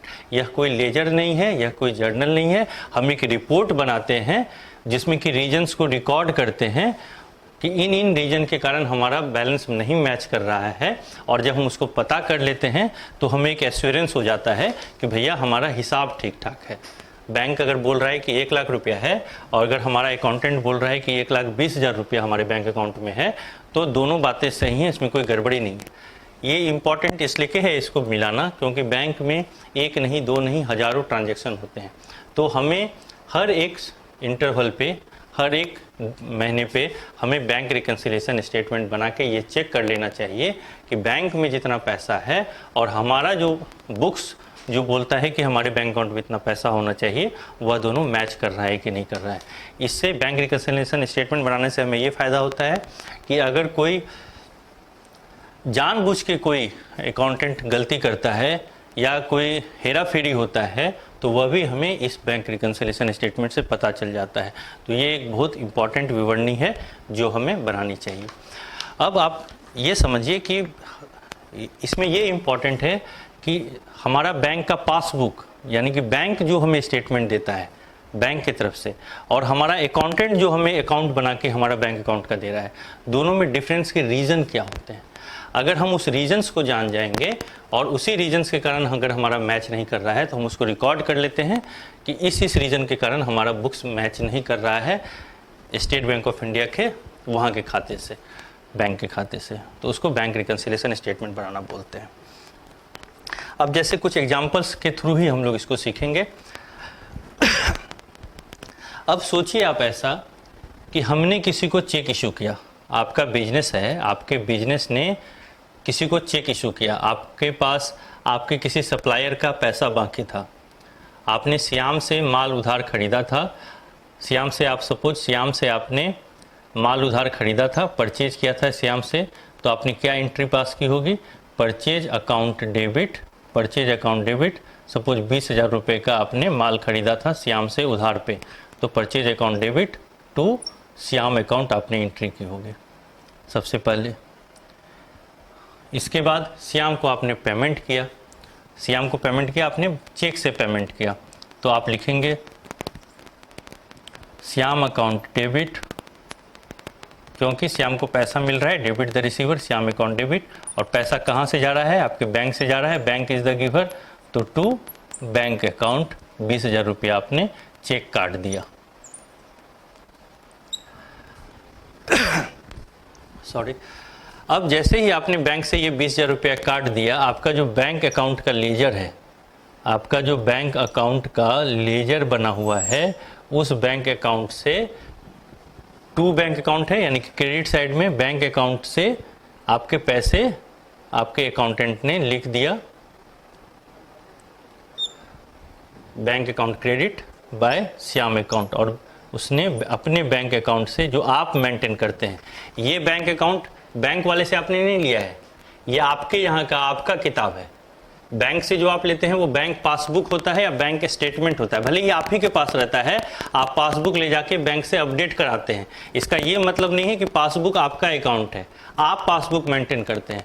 पासबुक आपके पास है वो इसलिए कि बैंक अपने पास रखता नहीं है, बट पासबुक जो है उसमें एंट्री कौन करता है, आप बैंक के पास ले जाते हैं, बैंक अपने प्रिंटर में देता है, उसमें अपडेट करके दे देता है, तो उसमें कौन सी एंट्री आती है, आपके द्वारा की हुई या बैंक के द्वारा की हुई, बैंक के द्वारा की हुई, उसको बैंक का अकाउंट बोलते हैं। बैंक का पासबुक जो है वो बैंक मेंटेन करता है। आप क्या मेंटेन करते हैं, आप अपना यहाँ जो ये बैंक अकाउंट मेंटेन करते हैं अकाउंट्स में, बुक्स में, वो ये बैंक अकाउंट ये आपका स्टेटमेंट है। अब जैसे ही श्याम को आपने 20,000 रुपया दिया, तो आपने बाय श्याम अकाउंट 20,000 रुपया अपने बैंक से क्रेडिट कर दिया, अपने बैंक से निकाल दिया। तो मान लीजिए आपके बैंक अकाउंट में स्टेट बैंक ऑफ इंडिया में आपका 1 लाख रुपया बैलेंस था, स्टार्ट ही यहीं से हुआ था। स्टेट बैंक ऑफ इंडिया में आपने 1 लाख रुपया जमा कराया, स्टेट बैंक ऑफ इंडिया में 1 लाख रुपया आपका जमा है। आपको भी मालूम है कि हमारा बैंक अकाउंट जो है आपने उसमें जमा कराया था, bank account debit to cash account 1 lakh रुपया, बैंक में आपने वो भी एंट्री अपने यहाँ की हुई थी। सबसे पहले बैंक में आपने कैश जमा किया, bank account debit to cash 1 lakh रुपया, ठीक है, यहाँ तक बैंक में 1 लाख रुपया आपका जमा है। अब आपने इस 1 लाख रुपया में से 20,000 रुपये का चेक काट दिया, तो आपके हिसाब से अब कितना बैलेंस है आपके बैंक अकाउंट में। बैलेंसिंग करने के लिए लेजर का मैंने बताया था, जिस साइड ज़्यादा होता है उसके उल्टे साइड में आप उसको बैलेंस करते हैं। तो मान लीजिए आप अभी बैलेंस कर रहे हैं, तो by balance brought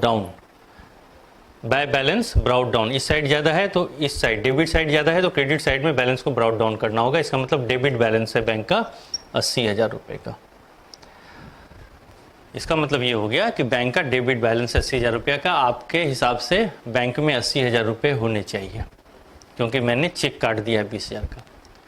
but suppose Shyam जो है, जिसको आपने चेक काट के दे दिया है, श्याम वो चेक अपने पॉकेट में रख लिया और अपने घर में छोड़ दिया। उसने अगले दिन शर्ट चेंज कर ली और अपने अकाउंटेंट को, श्याम ने अपने बिजनेस में अपने अकाउंटेंट को वो चेक दिया ही नहीं, और उसके अकाउंटेंट ने वो चेक आपके बैंक में प्रेजेंट किया ही नहीं, मतलब वो चेक भजा ही नहीं। आपने बस श्याम को चेक काट के रख दिया, श्याम ने वो चेक को अपने घर में कहीं रख दिया, मतलब श्याम ने बैंक में प्रेजेंट ही नहीं किया कि ये चेक मुझे मेरे मतलब सपोज मैं राम इंटरप्राइज हूँ, राम इंटरप्राइज से ये चेक मिला है 1 लाख रुपए का, ये चेक प्रेजेंट ही नहीं किया, तो राम इंटरप्राइज के हिसाब से उसका बैलेंस जो है बैंक का 80,000 रुपया है। राम इंटरप्राइज का जो ये बैंक अकाउंट है, ये राम इंटरप्राइज का बैंक अकाउंट है, राम इंटरप्राइज का, राम इंटरप्राइज के बैंक अकाउंट में बैलेंस दिख रहा है 80,000। और आप जब स्टेट बैंक ऑफ इंडिया के पास, मान लीजिए 2-3 महीने हो गए इस बात के, आप स्टेट बैंक ऑफ इंडिया में गए, बोले भैया मेरा थोड़ा पासबुक अपडेट कर दो, तो आपने जो है उसके पासबुक में जो कैश जमा किया था 1 लाख, बस वही एंट्री है, दूसरा चेक जो श्याम वाला है वो प्रेजेंट ही नहीं हुआ। तो स्टेट बैंक ऑफ इंडिया आपको पासबुक दिया, आपने पासबुक में बैलेंस देखा, आपका 1 लाख रुपया है, आप चौंक गए, क्योंकि आपके अकाउंटेंट ने बोला है कि मेरा 80,000 ही बैलेंस होना चाहिए, आपको लगा कि अरे मेरे बैंक में 20,000 रुपया ज़्यादा हो गया, आप खुश हो गए। नहीं, ऐसा नहीं है। ये जो मिसमैच है वो इसलिए के है कि आपने चेक इशू किया श्याम को, बट श्याम ने उस चेक को प्रेजेंट नहीं किया बैंक में। तो क्या रीजन हो गया मिसमैच का? चेक इशूड, आपने चेक इशू किया है, cheque issued but not presented, present ही नहीं किया, तो इसके कारण क्या हो गया? बैलेंस इफेक्टेड हो गया, बैलेंस घटा हुआ होना चाहिए था। चेक इशू किया आपने तो आपका बैलेंस घटना चाहिए था, बट क्या है, बैलेंस बढ़ा हुआ है। तो check issued but not presented, आप अगर 20,000 रुपया लिखेंगे तो आपका बैलेंस मैच कर जाएगा। क्या करेंगे आप इसके लिए? आपका बैलेंस जो है, आपका बैलेंस है, balance as per Ram enterprise 80,000, balance as per Ram enterprise bank account 80,000, add कीजिए, उसमें ऐड कीजिए cheque issued but not presented. आपने 80,000 बैलेंस है, इसका मतलब आपने बैलेंस घटा दिया है। आपने चेक इशू किया तो अपने यहाँ ऑलरेडी बाय श्याम अकाउंट लिख के जो एंट्री पास की, तो आपने बैंक अकाउंट का बैलेंस घटा दिया है, आपका बैलेंस घटा हुआ है, बैंक में प्रेजेंट ही नहीं हुआ, इसका मतलब बैंक में बढ़ा हुआ है, तो आपको अपने बैलेंस को बढ़ाना होगा। तो क्या करना होगा? ऐड करना होगा, add check issued but not presented 1 lakh रुपया। अब देखिए आपका ये बैलेंस मैच कर गया। इसी को बैंक रिकंसिलिएशन स्टेटमेंट बोलते हैं, बहुत सिंपल लैंग्वेज में। अब अगर यहाँ पे एक क्वेश्चन है, यहाँ पे आपने बैंक को जो मिलाना चाहा, तो उसके लिए एक बेस जो आधार तय किया, वो आधार तय किया कि आपका बैंक अकाउंट का जो बैलेंस है उससे हम स्टार्ट करेंगे, आपके बैंक अकाउंट का बैलेंस जो है उससे हम स्टार्ट करेंगे और बैंक के बैलेंस से मैच करेंगे। तो ये हो गया balance as per passbook, match कर गया। आपका आया 1 लाख, बैंक BRS बना के, बैंक रिकंसिलिएशन स्टेटमेंट मतलब BRS, आपने 1 लाख बनाया, बैलेंस एज पर पासबुक, और आप पासबुक में भी देख रहे हैं 1 लाख ही है, आपका एक मैच कर गया। आपको पता चल गया कि क्या रीजन था कि ये बैलेंस आपका जो है घटा हुआ दिख रहा है। इसी की तरह से अगर हम अपने बुक्स को ना देख के हम अगर यहाँ पे स्टार्ट करें balance as per bank, balance as per passbook, balance as per passbook कितना दिख रहा है? 1 लाख रुपया। लाना कितना है आपको पहुंचना है balance as per cash book या आपका book, balance as per bank book, balance as per bank book. जो आप मेंटेन करते हैं उसको बैंक बुक बोलिएगा, जो बैंक मेंटेन करता है उसको पासबुक बोलिएगा, या आप कैश बुक में भी मेंटेन करते हैं। Balance as per bank book 1 lakh रुपया। तो आप देखिए balance as per passbook 1 lakh रुपया है, और चेक इशू किया था हमने श्याम को, वो प्रेजेंट ही नहीं किया है, तो क्या हुआ है? बैंक का बैलेंस बढ़ा हुआ होगा या घटा हुआ होगा? ये 1 लाख जो है बैलेंस एज पर पासबुक से अगर हम स्टार्ट ही करते हैं सोचना, तो ये बैलेंस पासबुक का बैलेंस बढ़ा हुआ है या घटा हुआ है? हमने एक चेक इशू किया था, वो चेक प्रेजेंट ही नहीं हुआ बैंक में, तो बैंक का बैलेंस बढ़ा हुआ होगा। अगर चेक प्रेजेंट हो जाता तो बैंक तो पेमेंट कर दिया होता, तो घटा दिया होता बैलेंस को, लेकिन बैंक में प्रेजेंट ही नहीं हुआ। बैंक में प्रेजेंट नहीं हुआ, इसका ये मतलब है कि बैंक का बैलेंस बढ़ा हुआ है। तो हमें क्या करना होगा? ऐड करना होगा या लेस करना होगा? हमें लेस करना होगा। हम लेस करेंगे check issued but not presented 20,000, और तो माइनस कर दिया 1 लाख में से 20,000, और ये आ गया आपका 80,000 रुपया।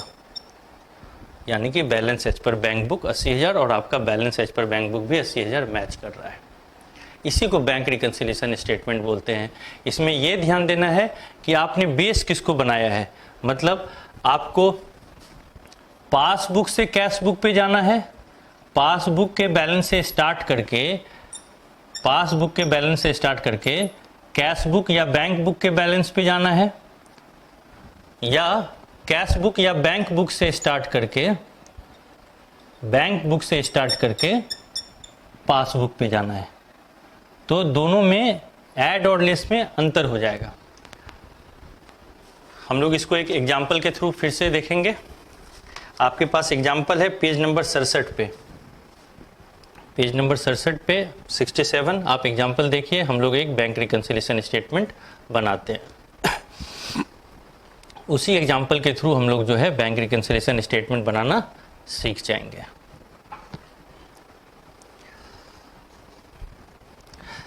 जो कॉमन कॉजेज होते हैं जिसके कारण पासबुक का बैलेंस और हमारे बैंक बुक का बैलेंस, बैंक बुक मतलब जो हम लोग, हमारा अकाउंटेंट हमारे यहाँ तैयार करता है उसको बैंक बुक बोलेंगे या हमारा बैंक अकाउंट बोलेंगे।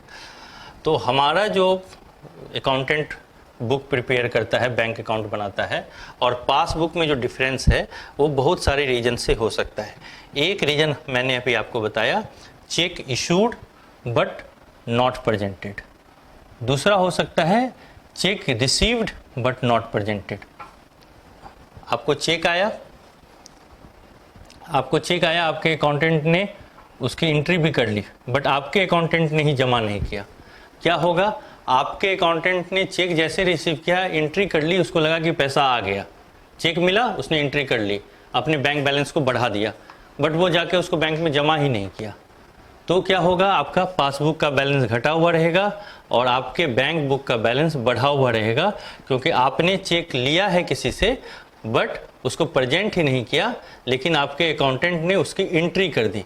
जैसे एंट्री कर दी तो आपका बैंक का बैलेंस उतने रुपए से बढ़ गया, बट चूंकि आपने उसको अपने बैंक अकाउंट में डाला ही नहीं है तो वो पैसा रियलाइज ही नहीं हुआ है बैंक को, तो बैंक को कोई मतलब नहीं है, बैंक ने अपना बैलेंस, आपका बैलेंस बढ़ाया ही नहीं।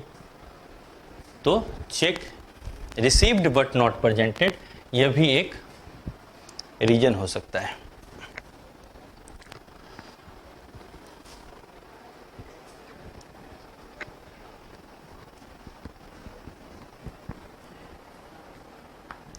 उसके बाद हो सकता है डिसऑनर ऑफ चेक। आपको किसी पार्टी ने चेक दे दिया, आपने क्या किया, जैसे चेक मिला आपको, आपके अकाउंटेंट ने आपके बैंक का बैलेंस बढ़ा दिया, उसने उस चेक की एंट्री कर ली, उसको लगा कि पैसा आ गया, आपके बैंक अकाउंट में, आपके बैंक बुक में वो पैसा बढ़ रहा है, दिख रहा है। बट जब आपका अकाउंटेंट उस चेक को लेके बैंक में जाता है तो वो फिर क्या हो जाता है, और बैंक में प्रेजेंट करके आ जाता है, बैंक उसको 2-3 दिन क्लियरिंग में लेता है। क्लियरिंग में बैंक को पता चलता है कि जिस पार्टी ने आपको चेक दिया था उसके अकाउंट में तो पैसे ही नहीं है, वो चेक डिसऑनर हो जाता है। अगर वो चेक डिसऑनर हो गया तो वो पैसा तो आपको आएगा नहीं, बट आपने एंट्री करके रखी हुई है, आपका बैलेंस बढ़ा हुआ है, बट चेक तो डिसऑनर हो गया है। आपको बैंक या तो कम्युनिकेट करेगा या हो सकता है कम्युनिकेट भी ना करे। जब आप पासबुक अपडेट कराएंगे, मैच कराएंगे, तब आपको पता चलेगा। तो फिर ये भी रीजन है जहाँ पे क्या कि आपका पासबुक और आपका बैंक बुक दोनों में डिफरेंस होता है। हम लोग एक एग्जाम्पल के थ्रू इसको समझ लेंगे बहुत आसानी से। एग्जाम्पल है पेज नंबर 67 पे। On 31 March 2013 the passbook of Mitra का पासबुक मतलब आपका बैंक अकाउंट या बैंक का बैंक अकाउंट, बैंक जो मेंटेन करता है वो, आपका नहीं। पासबुक भले ही आप रखते हैं बट उसमें एंट्री मतलब बैंक के पर्सपेक्टिव से सोचिए, वो बैंक का स्टेटमेंट है, पासबुक आपका स्टेटमेंट नहीं है, आपका अकाउंटेंट जो बनाता है वो अलग है। On 31 March 2013 the passbook of Mitra showed a credit balance of 2,16,000। मतलब पासबुक में कितनी तारीख को, 31 मार्च 2013 को, 31 मार्च 2013 को मित्रा के पासबुक में बैलेंस दिख रहा है, क्रेडिट बैलेंस है 2,16,000 का। बैंक में क्रेडिट बैलेंस होना मतलब आपके बैंक अकाउंट में उसका डेबिट बैलेंस होना। बैंक का अगर क्रेडिट बैलेंस है, इसका मतलब आपका 2,16,000 रुपया बैंक के यहाँ जमा है, ये मतलब हुआ। तो पासबुक में क्रेडिट बैलेंस है, पासबुक में 2,16,000 रुपया, मतलब आपके 2,16,000 रुपया वहाँ के उसके पासबुक में दिख रहे हैं। उसके बाद लिखा है a comparison of passbook and cash book revealed the following. जब पासबुक और कैश बुक को कंपेयर किया गया तो पता चला कि cheque deposited but not cleared by 31 March, उसका वैल्यू है 1,08,150। चेक डिपॉजिट किया गया बट क्लियर्ड नहीं हुआ और उसका वैल्यू है 1,08,150। अब आप सोचिए, अगर आपने चेक डिपॉजिट किया होगा तो आपके बैंक अकाउंट में या कैश बुक में आपके अकाउंटेंट ने एंट्री कर दी होगी, बैंक अकाउंट को डेबिट किया होगा, जिस पार्टी से रिसीव किया होगा उसका नाम लिखा होगा और 1,08,000 से 150 से बैलेंस आपका बढ़ा हुआ है, बट ये क्लियर ही नहीं हुआ है। तो अगर हम पासबुक के बैलेंस से सोचना चाहें, पासबुक में 2,16,000 बैलेंस है और चेक हमने डिपॉजिट किया है बट वो क्लियर नहीं हुआ है, तो इसका मतलब हमारे पासबुक में वो पैसा नहीं आया है, ये घटा हुआ है। तो हम अगर पासबुक से कैश बुक के बैलेंस को मैच करेंगे तो हम इसमें ऐड करेंगे, क्यों? क्योंकि 2,16,000 तो तब है जब कि एक चेक हमने डिपॉजिट किया है बट वो क्लियर अभी नहीं हुआ है। वो क्लियर होगा तो और मेरा पैसा बढ़ेगा, मेरा 2,16,000 नहीं रहेगा, वो और बढ़ेगा। कितने रुपए से? 1,08,150 से। तो पासबुक से अगर कैश बुक में जाना चाह रहे हैं और कैश बुक में हमारा बैलेंस 1,08,150, हम ये बता रहे हैं कि हम अपने बैंक बुक में एंट्री कर ली है, तो हमारा बैलेंस ऑलरेडी 1,08,150 रुपये से बढ़ा हुआ है, बट हमारे अकाउंटेंट ने उसको तो अपने बैंक बुक को बढ़ा लिया और बैंक में वो चेक भी डिपॉजिट कर दिया, बट चेक क्लियर नहीं हुआ है। अगर चेक क्लियर नहीं हुआ है, इसका मतलब है कि बैंक के पास वो पैसा आया नहीं है, तो ये 2,16,000 में वो पैसा नहीं दिख रहा है। आएगा तो और बढ़ेगा, तो हम इसको ऐड करेंगे या लेस करेंगे? हम अगर पासबुक से बैंक बुक पे जा रहे हैं तो हम ऐड करेंगे। ऐड क्या करेंगे? Cheque deposited, add cheque deposited but not cleared. Cheque deposit किए हैं बट क्लियर नहीं हुआ है, वो कितने का? 1,08,150 का। ये क्या करेंगे? ऐड करेंगे, ठीक है, 2,16,000 में।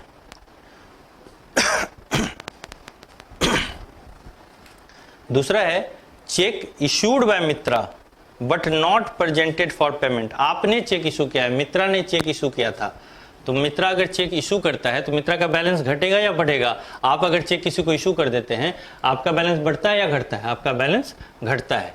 तो जैसे ही मित्रा ने चेक इशू किया होगा, उसके अकाउंटेंट ने अपने यहाँ पे बैंक के बैलेंस को रिड्यूस कर दिया होगा और उतने रुपए से उसको घटा दिया होगा, बैंक के बैलेंस को 26,000 रुपये से एंट्री कर दी होगी। बैंक से पैसा निकल रहा है, इसका मतलब बैंक अकाउंट क्रेडिट होगा, बैंक अकाउंट से 26,000 निकल गया है। ये क्रेडिट साइड है, ये डेबिट साइड है।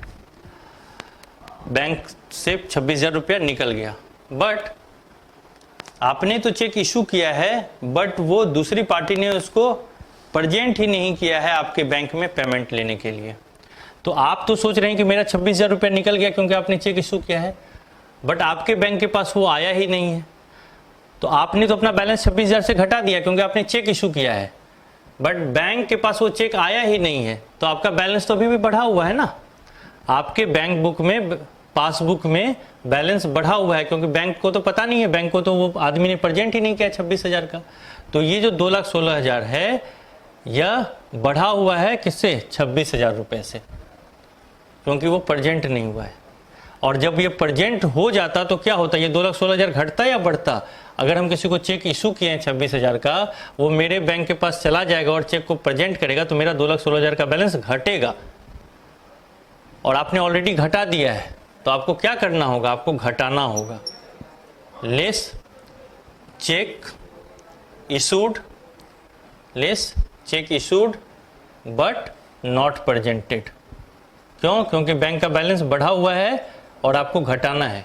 कितने रुपए से आपको माइनस करना होगा? 26,000 रुपए से। क्लियर? उसके बाद है insurance premium paid by bank on behalf of मित्रा।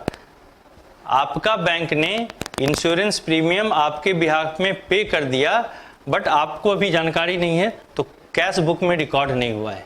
मतलब हम लोग जो है ना, बैंक को स्टैंडिंग ऑर्डर भी दिए रहते हैं, हमारा जो इंश्योरेंस का प्रीमियम जैसे ड्यू होता है बैंक वाला ऑटोमेटिक डेबिट कर देता है, उससे पैसा निकल जाता है, बट हमें पता नहीं। तो हमें इंश्योरेंस प्रीमियम, हमारे बिजनेस का इंश्योरेंस प्रीमियम पेड हो गया, हमें पता नहीं है, तो आपके अकाउंटेंट को भी पता नहीं है। आपके अकाउंटेंट ने ये जो खर्चा है अभी तक बुक नहीं किया है।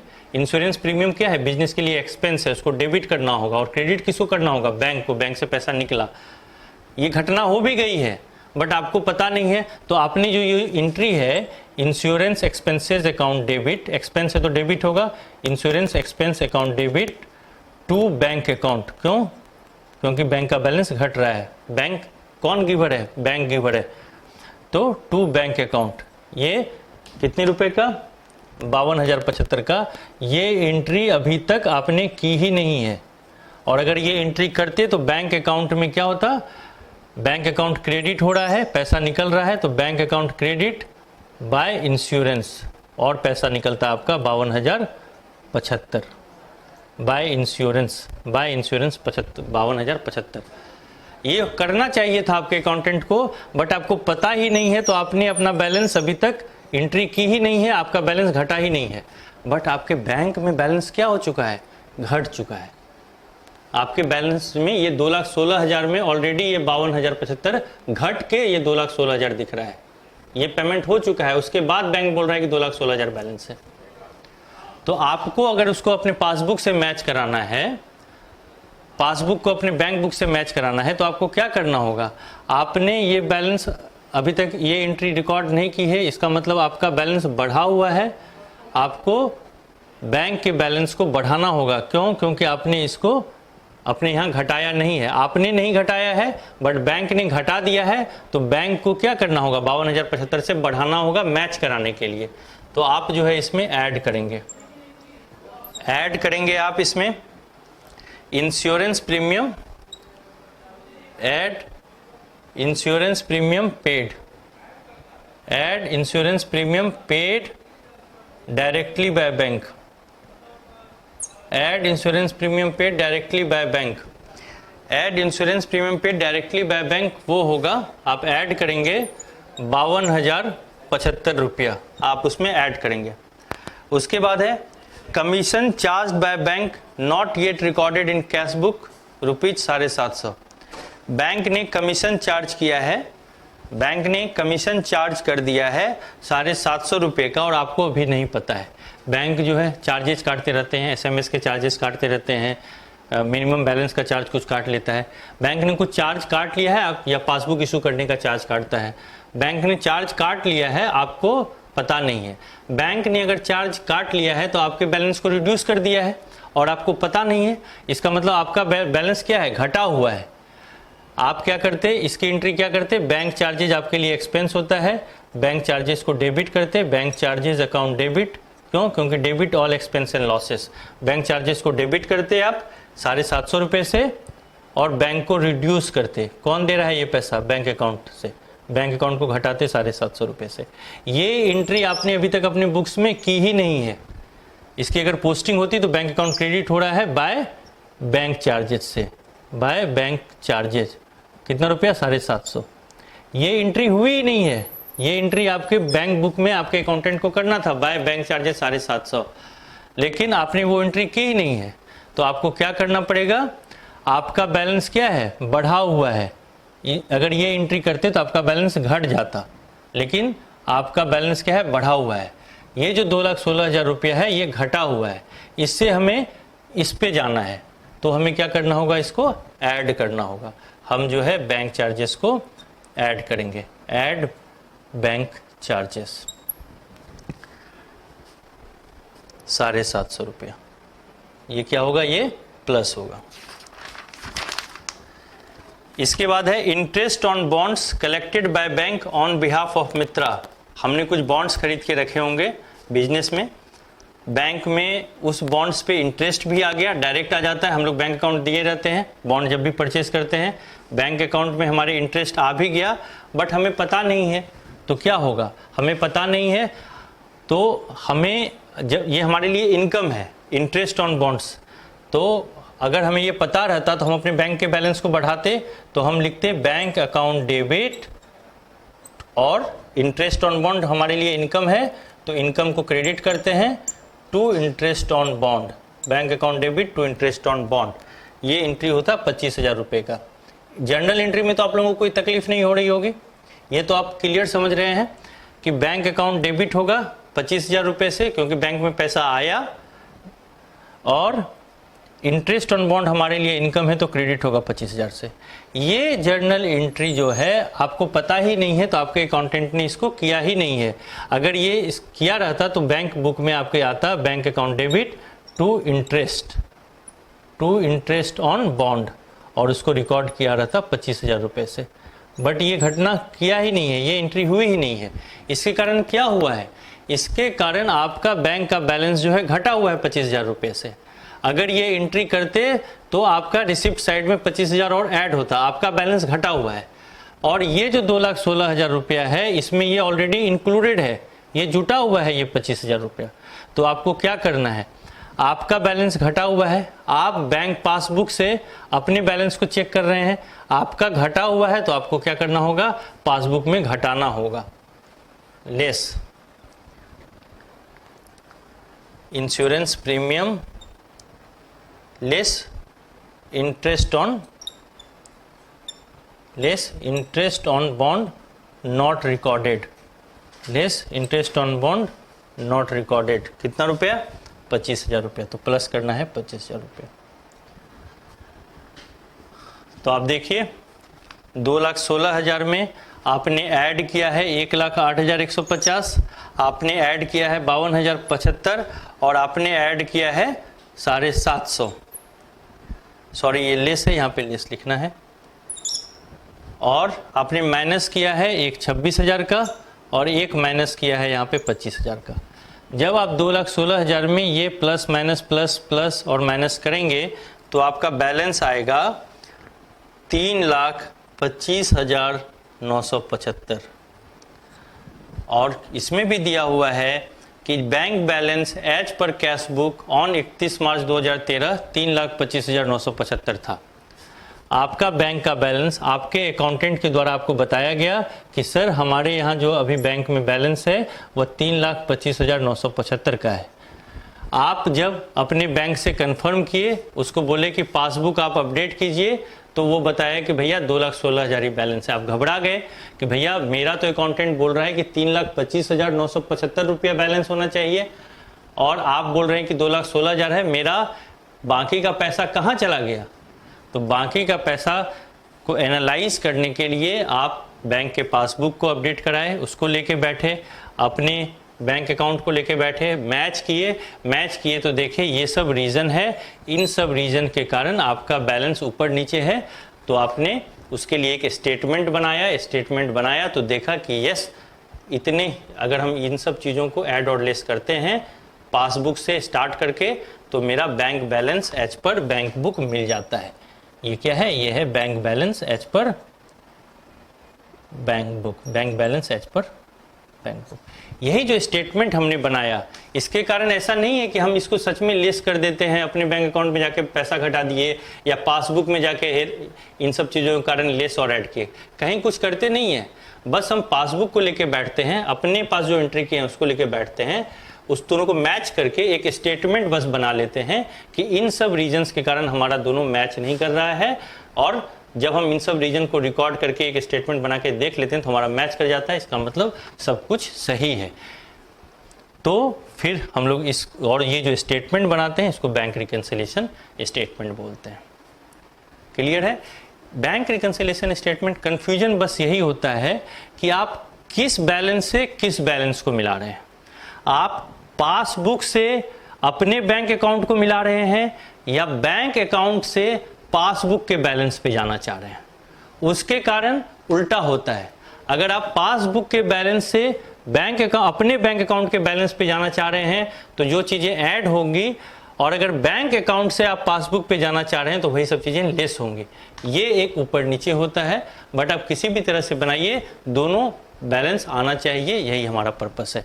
इसी को हम बैंक रिकंसिलिएशन स्टेटमेंट कहते हैं। इसके बाद एक छोटा सा टॉपिक है, मैं उसके बारे में थोड़ा डिस्कशन करता हूँ। हमारे कोई दूसरे फैकल्टी जो हैं उसके आगे के डिस्कशन करेंगे, वो है रेक्टिफिकेशन ऑफ एरर।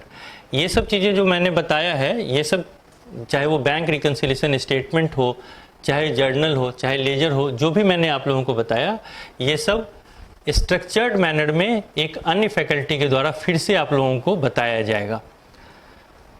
मेरे द्वारा बताने का यही पर्पस था कि आप रेडी हो जाएं और उनके भी लेक्चर्स को आप जो है आसानी से समझ सकें, इसलिए कि मैं आप लोगों को एक ओवरव्यू दे रहा हूं। कल जब उनके लेक्चर्स होंगे तो आप लोगों को समझने में इजी होगा। तो हम लोगों ने बैंक रिकंसिलिएशन स्टेटमेंट देख लिया कि बैंक रिकंसिलिएशन स्टेटमेंट क्या होता है। इसके बाद जो हम लोग डिस्कस करने जा रहे हैं वह है रेक्टिफिकेशन ऑफ एरर। एरर क्या है? एरर कुछ नहीं है। सपोज आपने सेल किया, आपने मुझे सेल किया उधार पे, तो आपको क्या एंट्री करना चाहिए? आपने मुझे सेल किया है, रिसीवर कौन है? मिस्टर रमन। तो रमन अकाउंट डेबिट वो रिसीवर होगा, और क्रेडिट क्या करेंगे? Sale account. आपने उधार पे सेल किया है, Raman account debit to sale account, ये एंट्री होनी चाहिए थी। हम लोग डिस्कस कर रहे हैं rectification of error. Rectification of error, rectification of error के लिए मैं बस आप लोगों को एक ओवरव्यू दे रहा हूं। स्ट्रक्चर्ड मैनर में आप इन सब चीज़ों को हमारे एक फैकल्टी के द्वारा ही देखेंगे।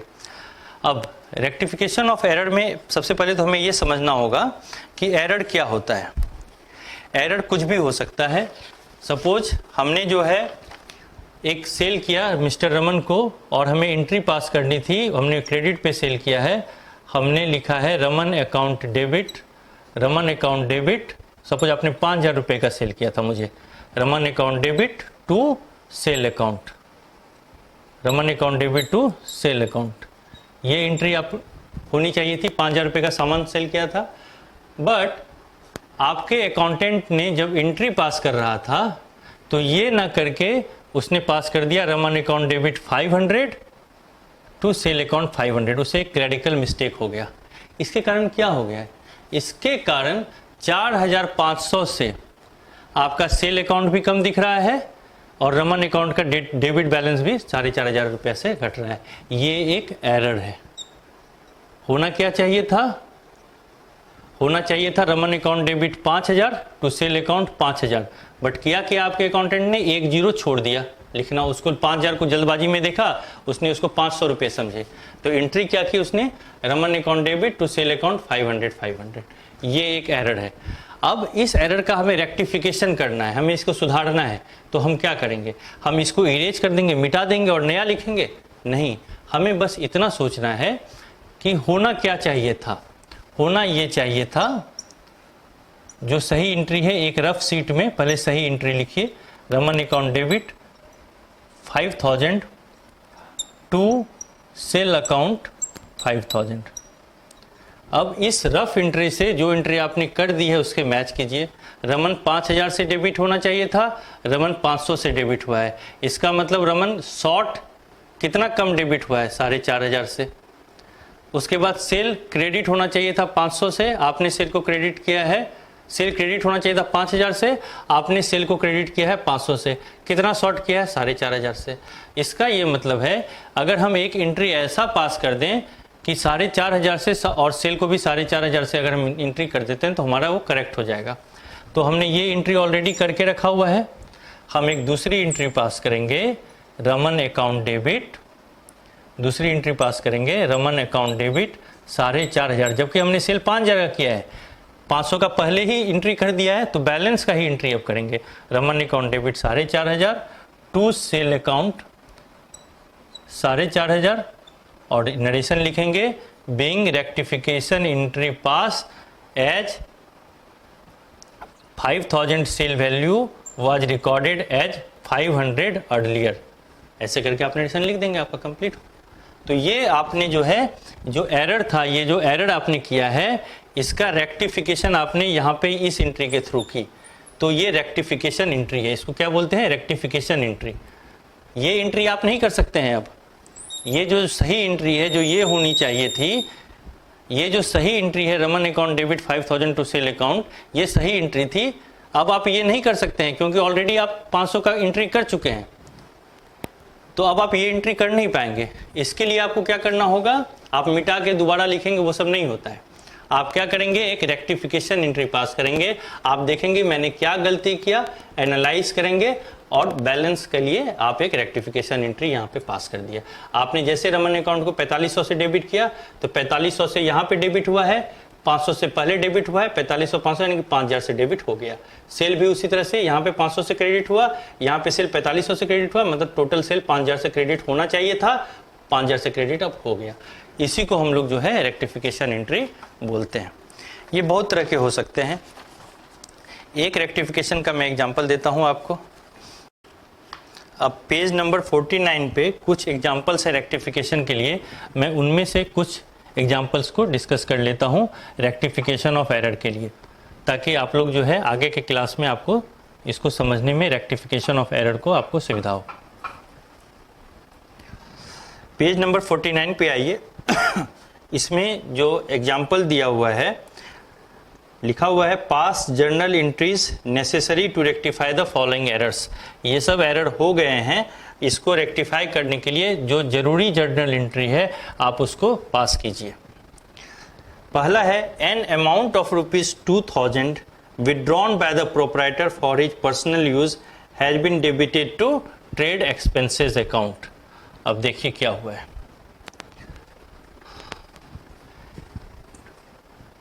क्या चीज डेबिट हो गया? ट्रेड एक्सपेंस अकाउंट, जबकि वो ड्राइंग था, मालिक ने अपने पर्पस के लिए निकाला था। मतलब आपने एंट्री जो की है, क्या हुआ कि आपके मालिक ने सपोज 2000 रुपये का सामान निकाला, सामान 2000 रुपये का निकाला, तो आपका अकाउंटेंट भी समझदार था, वो बोला कि मेरा तो 2000 रुपये का खर्च हो गया, बिजनेस का खर्च हो गया, क्योंकि मालिक ने ले लिया, तो 2000 रुपया हमारे बिजनेस में तो रिकॉर्ड करना पड़ेगा। बट उसने ड्राइंग न लिख के ट्रेड एक्सपेंसेस अकाउंट को डेबिट किया, खर्चा समझा उसने उसको, और ट्रेड एक्सपेंसेस अकाउंट को उसने डेबिट कर दिया। ट्रेड एक्सपेंसेस अकाउंट डेबिट 2000 रुपया। और सपोज कैश में उसने निकाला है, सपोज ये कैश है, एग्जांपल से क्लियर नहीं हो रहा है कि कैश निकाला है या गुड्स निकाला है, तो हम लोग ये एज्यूम कर रहे हैं कि उसने कैश को निकाला है। Trade expenses account debit to cash account करके उसने इसको, मालिक ने जो 2000 रुपये निकाले, तो मालिक ने पैसे निकाले तो बिजनेस से पैसा गया, तो ये एंट्री कैश अकाउंट को क्रेडिट उसने सही किया। बट मालिक ने पैसा निकाला है, तो मालिक जब भी पैसा निकालता है तो उसको ड्राइंग बोलते हैं। ये वो भूल गया या वो सोचा, उसको समझ में नहीं आया, उसने सोचा कि हमारा एक्सपेंस है, बिजनेस के लिए एक्सपेंस है, पैसा निकला है, हम एक्सपेंस अकाउंट को, ट्रेड एक्सपेंस अकाउंट को डेबिट कर देते हैं। तो ये एक एंट्री है जो पास हुई, इसको क्या बोलते हैं? Entry past. ये कर चुका है आपने, एंट्री पास्ट। अब इसके बाद जब भी rectification of entry, rectification of error करते हैं, हम लोग हमेशा 3 चीज पे ध्यान देते हैं। बहुत ध्यान से सुनिएगा मैं जो बोल रहा हूं। जब भी हम लोग रेक्टिफिकेशन ऑफ एंट्री करते हैं तो हम लोग 3 चीजों पे ध्यान देते हैं। पहला है एंट्री पास्ट, एंट्री क्या पास हो चुकी है ऑलरेडी। उसके बाद हम लोग सोचते हैं एंट्री क्या पास होना चाहिए था, एंट्री टू बी पास्ट, क्या करना चाहिए था। Entry passed, entry to be passed, और तीसरा हम लोग लिखते हैं रेक्टिफाइंग एंट्री। अब करना क्या पड़ेगा, कौन सा एंट्री पास करें जो कैंसिल कर सकें इफेक्ट को। एंट्री पास्ट, एंट्री क्या गलत पास हो गई है, एंट्री क्या पास होना चाहिए था, रेक्टिफाइंग एंट्री। जब भी रेक्टिफिकेशन ऑफ एरर करते हैं तो हम लोग सबसे पहले एक रफ सीट में जो एंट्री पास है उसको लिख लेते हैं। तो हमने लिख लिया है, ये एंट्री उसने पास कर दी है। दूसरा वो करेगा एंट्री क्या पास होना चाहिए था, तो एंट्री टू बी पास्ट में वो, ये मान लीजिए ये पहला है entry passed, entry to be passed, और तीसरा रेक्टिफाइंग एंट्री। होना क्या चाहिए था, होना ये चाहिए था बिजनेस के मालिक ने बिजनेस से 2000 रुपये विड्रॉ कर लिए, तो ड्राइंग है, क्लियर है। जब भी बिजनेस का मालिक बिजनेस से पैसा निकालता है उसको ड्राइंग बोलते हैं और हम उसको डेबिट करते हैं। ड्राइंग मालिक को रिप्रेजेंट करता है, डेबिट द रिसीवर, मालिक को डेबिट कीजिए। तो मालिक को तो उसका नाम यूज नहीं करते हैं, मालिक जब पैसा देता है तो कैपिटल वर्ड यूज करते हैं, जब पैसा लेता है तो ड्राइंग लिखते हैं। तो ड्राइंग अकाउंट डेबिट 2000 और बिजनेस से कैश निकला है तो credit what goes out, cash account को क्रेडिट करते 2000 से। ये है entry to be passed, entry to be passed. लेकिन क्या हम अब ये एंट्री कर सकते हैं? नहीं। क्यों? क्योंकि ये एंट्री हम ऑलरेडी कर चुके हैं, ये हम कर नहीं सकते हैं, ये होना चाहिए था। ये सेकंड नंबर वाली एंट्री सही अकाउंटेंट जो समझदार था वो ये एंट्री पास करता, लेकिन वो ये एंट्री ऑलरेडी पास कर चुका है, कैश को ऑलरेडी 2000 रुपया निकाल चुका है। यहाँ पे भी कैश निकलना चाहिए था, आधा तो उसने सही किया था, बट ये एंट्री अब हम नहीं कर सकते हैं। ऐसा नहीं है कि रबड़ से इसको मिटा दिया और ये लिख दिया, ऐसा नहीं होगा। तो रेक्टिफिकेशन एंट्री करने के लिए हम दोनों को कंपेयर करेंगे, हम मिलाएंगे। अच्छा, इसमें भी कैश क्रेडिट होना चाहिए था, इसमें भी कैश क्रेडिट हुआ है, तो ये वाला पोर्शन सही है।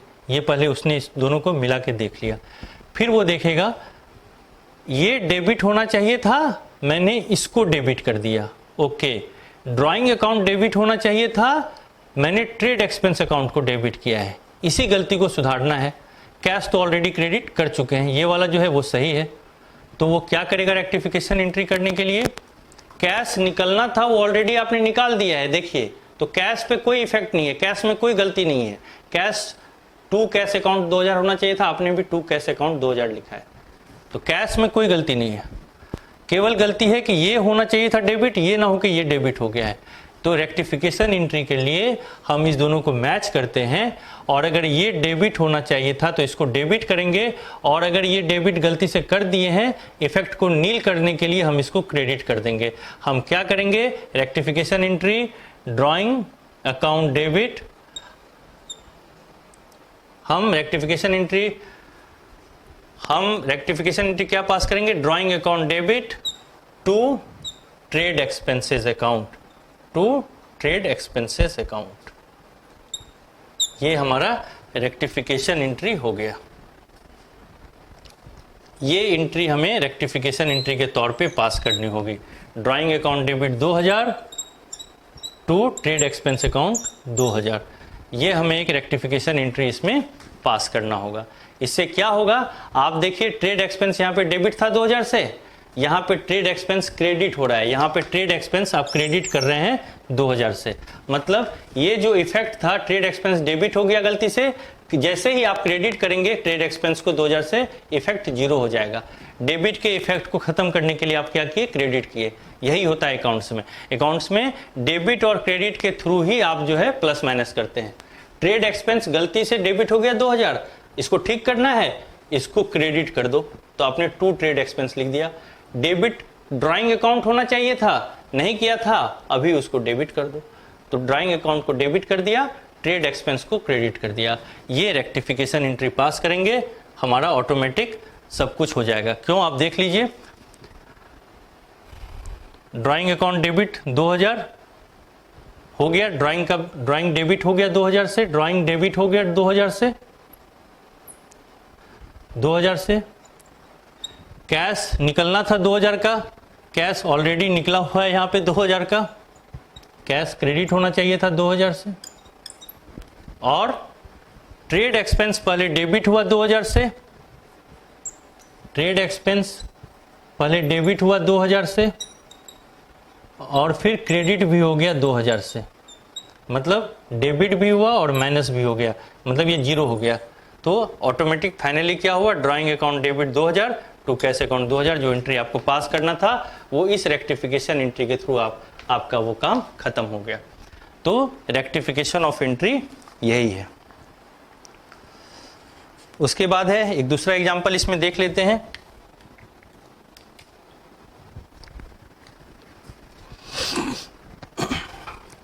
ए purchase of goods from Nathan, Nathan से आपने क्या किया है? परचेज किया है 3000 रुपए का, नाथन से आपने परचेज किया है 3000 का, वह सेल्स बुक में एंट्री हो गई। मतलब उसको आपने परचेज को सेल दिखा दिया, ये एंट्री हो गई।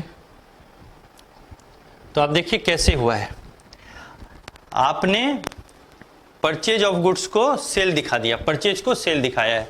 तो आपने क्या कर दिया है, मान लीजिए उधार का माल था, आपने भी उधार के बदले इसको जो है सेल में दिखा दिया है, उधार सेल दिखा दिया। उधार परचेज था, आपने उधार सेल दिखा दिया।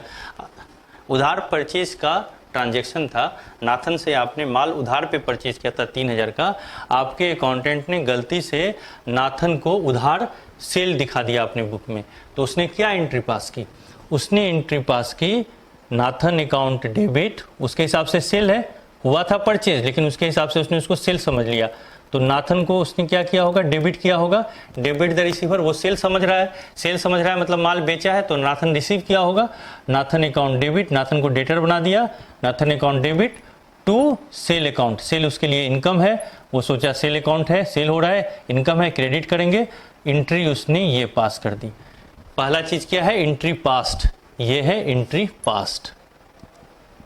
सबसे पहले आप ये लिखेंगे एंट्री क्या पास हुई है, entry passed, Nathan account debit to sale account. अब है entry to be passed, entry क्या पास होना चाहिए था, होना चाहिए था, एंट्री जो पास होना चाहिए था वो ये परचेज का मामला था, आपने उधार पे परचेज किया था, परचेज आपके लिए एक्सपेंस है, परचेज नॉमिनल अकाउंट है, परचेज को हमेशा डेबिट करते हैं, तो परचेज अकाउंट डेबिट 3000 रुपये से, और आपको ये माल उधार दिया था, किसने दिया था, नाथन ने दिया था, तो क्रेडिट द गिवर, तो नाथन अकाउंट को आप क्रेडिट करते, तो purchase account debit to Nathan account 3000 से। ये एंट्री पास होनी चाहिए थी, टू बी पास्ट, ये पास होनी चाहिए थी, ये करना चाहिए था। परचेज का केस था, उधार पे परचेज लिया है, परचेज किया है, जैसे जब भी परचेज करते हैं तो डेबिट व्हाट कम्स इन या debit all expense and losses, purchase account को डेबिट करते हैं, परचेज अकाउंट डेबिट। माल किसने दिया आपको, नाथन ने दिया, तो credit the giver to Nathan account 3000, ये एंट्री पास करनी चाहिए थी। ये ना करके उसको सेल समझ लिया और आपके अकाउंटेंट ने ये वाला Nathan account debit to sale account कर दिया। अब इसका रेक्टिफिकेशन एंट्री पास करना है। अब रेक्टिफिकेशन में तो आप ऐसा नहीं है कि इसको मिटा दिया और आपने ये लिख दिया, ये आप नहीं कर सकते हैं। तो रेक्टिफिकेशन एंट्री पास करने के लिए आपको देखना पड़ेगा कि हम कैसे इस दोनों को एनालाइज करके क्या एंट्री पास करें कि जो मेरा ये वाला इफेक्ट है कि परचेज 3000 से डेबिट हो और नाथन 3000 से क्रेडिट हो, वो आ जाए। तो सबसे पहले तो आप इसमें देखिए कि नाथन 3000 से क्रेडिट होना चाहिए था, बट नाथन 3000 से ऑलरेडी डेबिट हो चुका है। इसका मतलब है कि नाथन 3000 से घटना चाहिए था या 3000 से क्रेडिट होना चाहिए था, वो ना होके 3000 से डेबिट हो चुका है। मतलब नाथन को आपको जो है 6000 से क्रेडिट करना होगा। तो एक तो नाथन अकाउंट क्रेडिट होगा,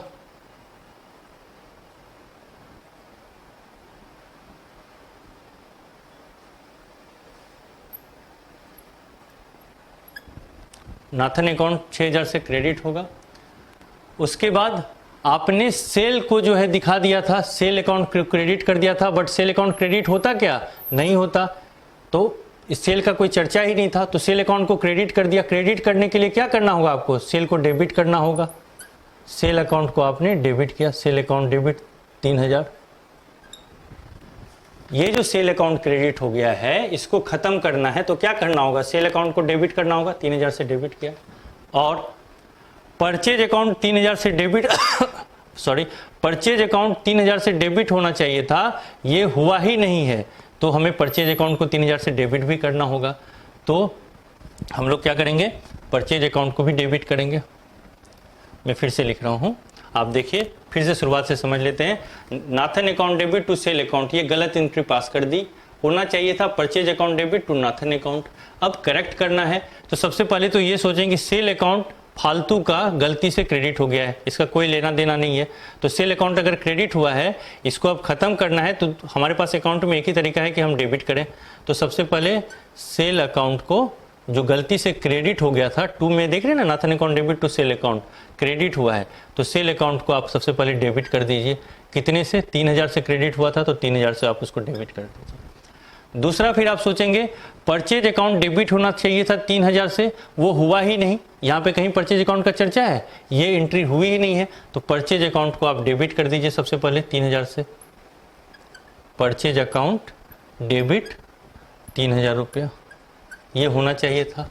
अब देखिए 6000 से डेबिट हो गया, तो क्रेडिट आप कीजिए नाथन को, टू नाथन अकाउंट 6000 रुपया। जब आप ये एंट्री पास करेंगे, यही रेक्टिफाइंग एंट्री है, यही रेक्टिफिकेशन एंट्री है। जब आप ये एंट्री पास करेंगे तो आपका इस ट्रांजैक्शन जो गलत एंट्री हो गई है, इसका इफेक्ट आप नलीफाई कर देंगे। कैसे? सेल अकाउंट क्रेडिट हो गया 3000 से, उसको सेल अकाउंट डेबिट करके खत्म कर दिया।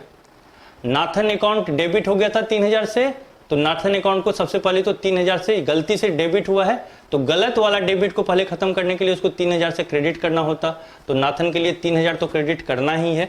पहला बात, इस गलती को मिटाने के लिए नाथन अकाउंट जो गलती से डेबिट हुआ है, पहले इस गलती को खत्म करने के लिए कोई तरीका नहीं है, मिटा नहीं सकते हैं, तो जितने से डेबिट हुआ है खत्म करने के लिए उतने से क्रेडिट करना होगा। तो नाथन को तो सबसे पहले 3000 से क्रेडिट करना होगा, पहला, इस गलती को खत्म करने के लिए। दूसरा, नाथन एक्चुअल में क्रेडिट होना चाहिए था 3000 से, वो भी नहीं पास किए हैं, तो टोटल कितना क्रेडिट करना पड़ेगा नाथन को? एक तो जो नाथन एक्चुअल में 3000 से क्रेडिट होना चाहिए था वह, और एक नाथन जो गलती से डेबिट हुआ है उसके इफेक्ट को खत्म करने के लिए 3000 क्रेडिट करना पड़ेगा, वह भी 3000। तो 3000 वो, और ये 3000 जो होना चाहिए था तो नाथन 6000 से। तो ये रेक्टिफिकेशन एंट्री है। तो आपके बुक्स में ये एंट्री रहेगी और ये एंट्री रहेगी, आपका जो इफेक्ट है वो नलीफाई हो जाएगा। इसी को हम लोग रेक्टिफिकेशन ऑफ एंट्री बोलते हैं। ठीक है, अब हम लोग जो है सबसे लास्ट में, इसके बाद जो है हमारे यहाँ पे जो अन्य फैकल्टी हैं वो एक सिस्टमेटिक मैनर में आपको, हमारे यहाँ जो वो हैं एक फैकल्टी आएंगे, वो सिस्टमेटिक मैनर में आपको आगे गो थ्रू कराएंगे, और फिर से जो चीज़ें हम लोगों ने डिस्कस की है उसके बारे में बात करते हुए वो आपको जर्नल भी बताएंगे, लेजर भी बताएंगे, ट्रांजैक्शंस भी बताएंगे, और उसके बाद करते हुए वे बैंक रिकन्सिलिएशन स्टेटमेंट, उसके बाद rectification of error, cash book, trial balance, और फाइनल अकाउंट, बैलेंस शीट और प्रॉफिट एंड लॉस अकाउंट क्या होता है, ये सारी चीज़ें आपसे वो डिस्कस करें। मेरा ये लास्ट सेशन हो रहा है, इसमें मैं आप लोगों से कुछ बातें करना चाहता हूँ। सबसे पहले तो आप लोग कभी घबराएं नहीं, पेशेंस लूज नहीं कीजिएगा। ये आपके लिए नया टॉपिक है, इसका ये मतलब नहीं है कि ये बहुत भारी है और आपको शुरुआत के क्लासेस अभी समझ में नहीं आ रहे हैं, इससे कोई मतलब नहीं है। जैसे धीरे धीरे आप प्रैक्टिस करना स्टार्ट करेंगे, इन्हीं सब चीज़ों को बार बार सुनेंगे, बार बार इसको बनाएंगे, तो आपको धीरे धीरे ये समझ में आना स्टार्ट हो जाएगा। इसलिए कि सबसे पहले तो मेरा जो ये सजेशन है कि आप लोग घबराएं नहीं, टेंशन का कोई बात नहीं है।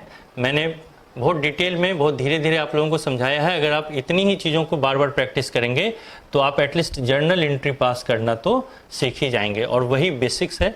उसके बाद आप मेहनत करेंगे तो बाकी चीज़ें भी आपको आसानी से समझ में आएंगी। दूसरा जो बहुत इम्पॉर्टेंट है वो मैं इंग्लिश के बारे में बोलना चाहता हूँ।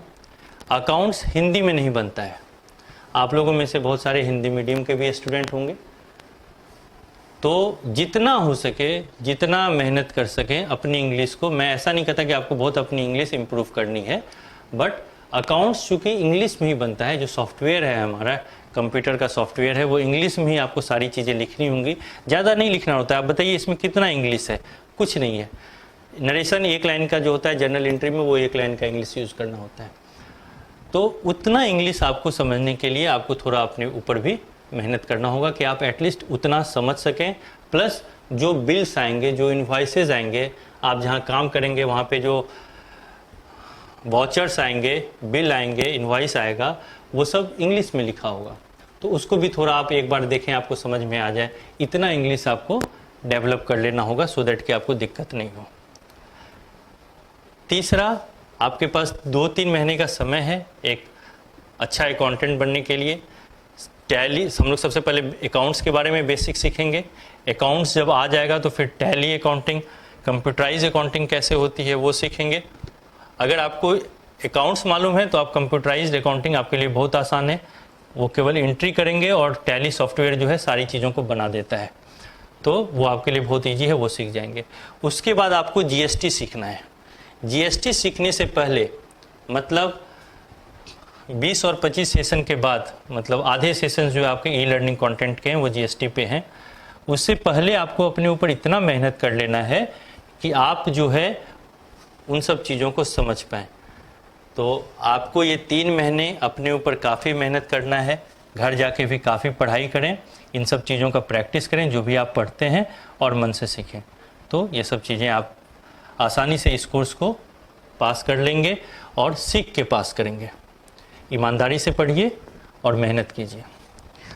अब मैं एक रिकैप देना चाहता हूँ कि शुरुआत से लेके अभी तक मैंने क्या क्या डिस्कस किया और आप लोगों को क्या समझ में आया। सबसे पहले मैंने आप लोगों से बिजनेस क्या होता है इसके बारे में बताया था। बिजनेस मैंने बताया था आपको, बिजनेस 3 तरह का होता है। हम लोग बिजनेस में ट्रेडिंग भी करते हैं, हम लोग बिजनेस में मैन्युफैक्चरिंग भी करते हैं और हम लोग बिजनेस में सर्विसेज भी जो देते हैं वह है। एग्जाम्पल मैंने बताया था, आप मोबाइल का दुकान खोल के बैठे हैं, साड़ी का दुकान खोल के बैठे हैं, तो ये सब ट्रेडिंग का एग्जाम्पल है। और मैन्युफैक्चरिंग, आप अगर ईंट का भट्टा लगाते हैं, आप कोई चीज़ बना के बेचते हैं, आप साड़ी का मैन्युफैक्चर करते हैं, बना के बेचते हैं तो मैन्युफैक्चर्ड हुआ। और अगर आप कोई एडवोकेट हैं तो आप सर्विस देते हैं, आप चार्टर्ड अकाउंटेंट हैं तो आप सर्विस देते हैं, आप जीएसटी के प्रैक्टिशनर हैं आप सर्विस देते हैं, आप टेंट समियाना का बिजनेस करते हैं तो आप सर्विस देते हैं, आप गाड़ी भाड़े पे चलाते हैं तो आप सर्विस देते हैं। ये सब भी चीज़ें बिजनेस का ही एग्जाम्पल है। तो बिजनेस 3 तरीके से होते हैं, ट्रेडिंग हो गया, मैन्युफैक्चरिंग हो गया एंड सप्लाई ऑफ सर्विसेज हो गया। उसके बाद मैंने आपको बताया था कि बिजनेस या तो हम प्रोप्राइटरशिप के तरीके से कर सकते हैं, पार्टनरशिप के तरीके से कर सकते हैं, कंपनी बना के कर सकते हैं, या ट्रस्ट और सोसाइटी बना के कर सकते हैं। प्रोप्राइटरशिप का मतलब होता है एक ही आदमी उस बिजनेस का मालिक होता है, उसको प्रोप्राइटरशिप बोलते हैं। 2-3 आदमी मिलकर बिजनेस करते हैं तो उनके बीच में एग्रीमेंट होना चाहिए, उनको पार्टनरशिप बोलते हैं। कंपनी का बनाने का मतलब कि इंडियन कंपनीज एक्ट में आप अपनी एक नई कंपनी बनाते हैं, उसके अंदर डायरेक्टर होते हैं, शेयर होल्डर होते हैं, उसको कंपनी बोलते हैं। चौथा मैंने बताया था ट्रस्ट और सोसाइटीज, ये सब बेसिकली नॉन प्रॉफिट मोटिव से के तहत बने हुए ऑर्गेनाइजेशंस होते हैं जिनका काम प्रॉफिट कमाना नहीं होता है, बट वो भी कुछ ना कुछ काम करते हैं, तो वो भी उनका भी हम लोग बिजनेस के बुक्स में रिकॉर्ड करते हैं। उसके बाद मैंने बताया था कि अकाउंटिंग क्या होता है। अकाउंटिंग सिंपल है, आपके पास जो भी डे टू डे बिजनेस में जो भी घटित होता है उसका लेखा जोखा जो तैयार करते हैं उसको अकाउंटिंग बोलते हैं। ट्रांजैक्शंस और इवेंट में मैंने अंतर बताया था आपको। इवेंट और ट्रांजैक्शन में क्या अंतर है? ट्रांजैक्शन वो है जिसमें मनी का या तो आदान प्रदान अभी हुआ है या आगे चल के होगा, वो कंफर्म हो गया, उसको ट्रांजैक्शन बोलते हैं। इवेंट,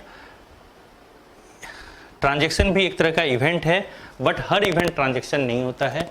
कुछ ऐसी भी घटनाएं बिजनेस में होती हैं जिसमें पैसे का आदान प्रदान नहीं होता है, तो अकाउंटेंट के पॉइंट ऑफ व्यू से उसको हम लोग बुक्स में रिकॉर्ड नहीं करते हैं। जैसे किसी कंपनी का डायरेक्टर बदल गया, क्या इसका बुक्स में रिकॉर्ड होगा? नहीं। पार्टनर के बीच में झगड़ा हो गया, 2 पार्टनर चला गया और 2 नया पार्टनर आ गया, क्या इसके बुक्स में अकाउंट में रिकॉर्डिंग होगी? नहीं, अकाउंट में इसकी रिकॉर्डिंग नहीं होगी। तो ये ट्रांजैक्शन नहीं है। हम कोई माल का ऑर्डर देते हैं, केवल ऑर्डर प्लेस करते हैं, क्या केवल ऑर्डर प्लेस कर देने से उसके बुक्स में रिकॉर्डिंग हो जाएगी? नहीं, जब तक माल खरीदा या बेचा ना जाए, चाहे उधार में बेचा जाए चाहे कैश में बेचा जाए। तो ट्रांजैक्शन की ही बुक्स में रिकॉर्डिंग होती है। ट्रांजैक्शन कैश में भी हो सकता है, क्रेडिट ट्रांजैक्शन भी होता है, बट दोनों ट्रांजैक्शंस को हम लोग बुक में रिकॉर्ड करते हैं। उसके बाद मैंने बताया था अकाउंटिंग का एक जो जनरल है कि accounting is the art of recording, classifying and summarising the financial transactions. ठीक है, तो अकाउंटिंग में हम लोग रिकॉर्ड करते हैं, मीन्स जर्नल पास करते हैं, क्लासीफाई मतलब लेजर बनाते हैं, समराइज यानी कि फाइनेंशियल स्टेटमेंट, बैलेंस शीट और प्रॉफिट एंड लॉस अकाउंट बनाते हैं।